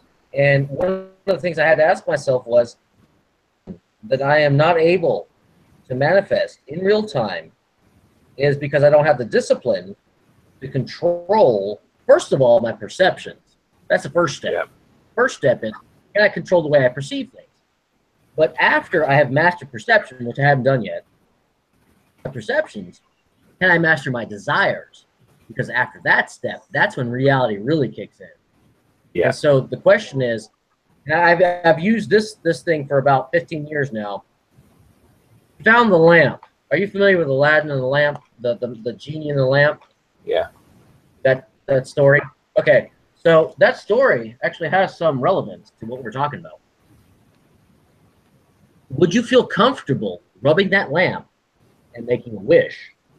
Would you have the wisdom, the knowledge to understand how everything is working? Now, here's the problem. When all those stories, anyone that's ever rubbed that lamp, those wishes came true, and it really messed up. Like at the end, in most of the stories, the last wish is to undo the previous two. Yeah. Just think about that. Yeah, that is a deep one to think about. Would you take the wishes? What intentions does the genie have? I wrote a note here, not being capable of manifesting instantaneously yet. I think you spoke about not having the discipline to be able to manifest things yet, like immediately in front of you. I'm totally on that level with you. I completely hear what you're saying and agree with that. Like, I'm hoping that within this lifetime, I'll be able to develop discipline to manifest, not like physical things, probably, I don't know, but I want to work on that. I do feel as though I'm manifesting opportunities, like, well, with money, I say basically, if I need some money for something, it seems to just be there in the perfect amount as well. I've given trust to the source that I will be catered for and be looked after. I won't get more than I need. I will get exactly what I need. And it's happened. It's been there. So manifesting, yes. Developing the ability to manifest. Well, I hope so. May I point out the safety blanket, since you just said, you would like to manifest the things that you need. The safety blanket that you may not be aware of. I'm gonna describe this, and you tell me if what I'm saying is true or not. Yeah. Okay. So everything that you have needed up until this point has been provided. Otherwise, you wouldn't be here right now. Absolutely, 100%. So there must be something in place that is already providing for your needs, and has always provided for them. It has, and I now trust it to do so. I never realized before that it was doing so. I found it, and I like with this, what I'm doing online, I've just said that the source has told me this is what I should be doing. This is all I've got drive to do, and it will support me all the way through it. So I don't need to worry about work or getting money somehow, because that was my main worry. How can I sit in front of the computer for 12, 16 hours a day and still, pay stuff? But the source told me it would be fine, and it has been fine. Previous to this, exactly what you were saying, it's always looked after me. I mean, I'm sure we've all got the experiences that we've made more plans that have failed than we've made that have succeeded. So even though we make a solid plan at the time and we think, yes, this is the one, this is how I'm going to, save for my car or whatever, we'll go financial, make a financial plan. Very rarely does it work out that way. The money maybe comes early. Maybe we need to spend it on something else at the time. So by thinking in the future, how can I be looked after, and worry, like, do I need to make sure I've got income in 2 months' time? No, we don't need to think about that, because that's creating a plan for the future, and plans don't work. Like, plans don't hold very often. We always get looked after by the source. It doesn't matter what, not matter what screws up along the way. All of us are still here.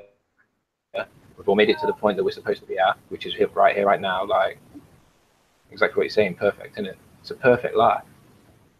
It's bliss. It has always been perfect. Oh, because if it wasn't, you wouldn't be here. I don't know how this works. Yeah. And I'd like to address Morky Love in the chat. Take control of your own mind. And that to me is, well, who or what is taking control of who or what? I mean, it's like that's part of the trick. It's a paradox. Because if you're saying you're going to take control of your own mind, one, you're saying, well, it's my mind to take control of it. But even me saying this is, well, who is the I that's going to take control of what? Yeah. Who's controlling? Is it your mind speaking now, or your I? And who's controlling yourself speaking it? It's multiple levels, isn't it? Well, maybe I was a little hard earlier when I was talking about meditation. Meditation has worked for me because I feel like, well, I feel like it's in the realm of the mind, but the way you described it at the end, you're gaining knowledge of knowing what to do. You don't have to contemplate it. You have to think it through. You don't have to plan it. None of these other words come into place. You just simply know. Absolutely. Done.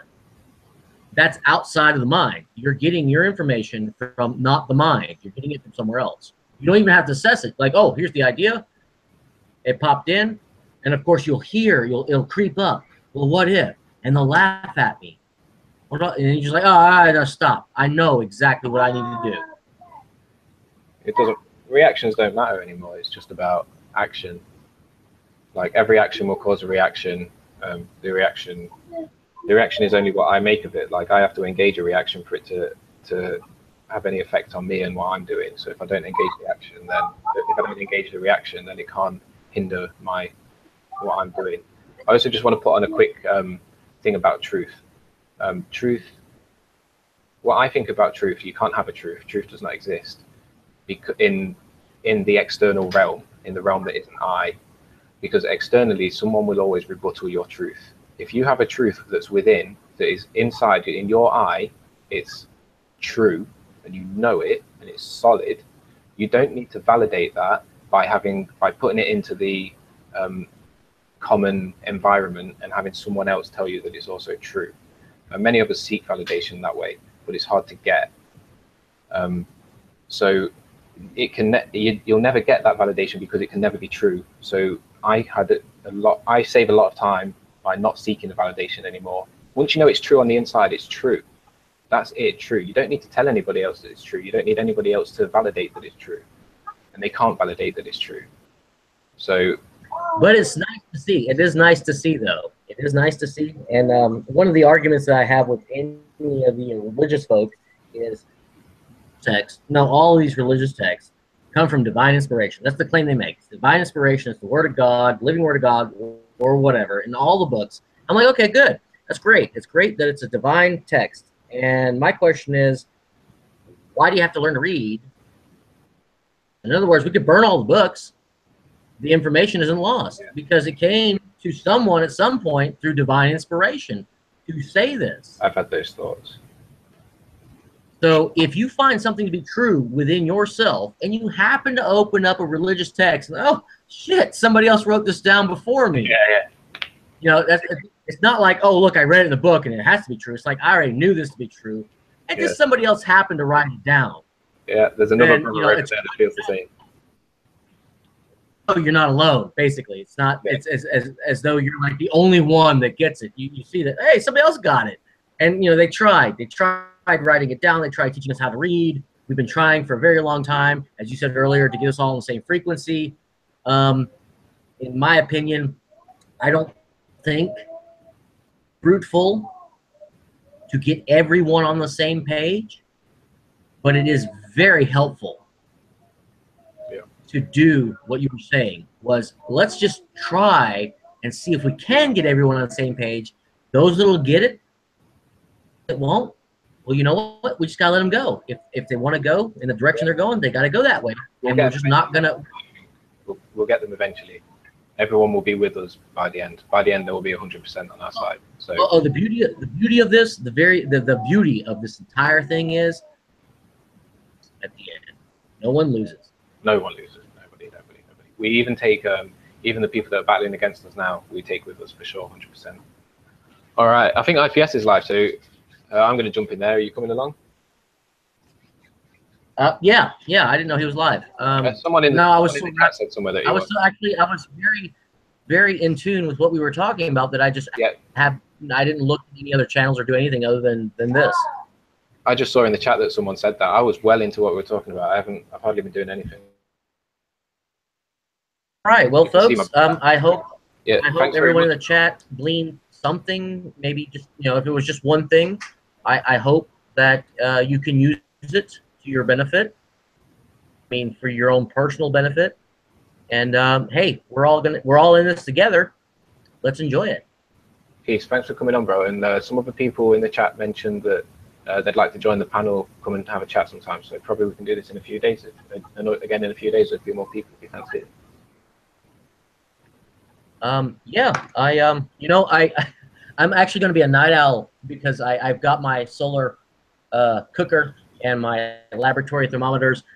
I've committed to measuring the moonlight, and I'm going to do this over many, many months. I'm going to do all the phases. I'm going to see if there's a correlation to the amount of moonlight, the amount of temperature difference. I'm going to cut out radiative cooling and all the other bullshit that I've heard online. I've seen some of the experiments. I'm like, okay, you know what? It's time to do it without any of the bullshit. I'm absolutely done with what I've seen online. So post a comment in the chat so the guys can get to your channel and subscribe to it easily for that. If you're going to be putting that up, that's really interesting me as well. I'm well into the moon. All right. Shall we cut it out then and go jump IPS? I've only got 25 minutes before I need to be in bed really. And that's peace. We'll do that again for sure. I'll send you my email address. Thank you, Joseph. Anonymous. Thank you very much for coming on, brother. Thank you for your time. Thank you, everyone, for being here, listening to us. Appreciate all the energy. Massive respect. Peace, bro. I'm going to put it out.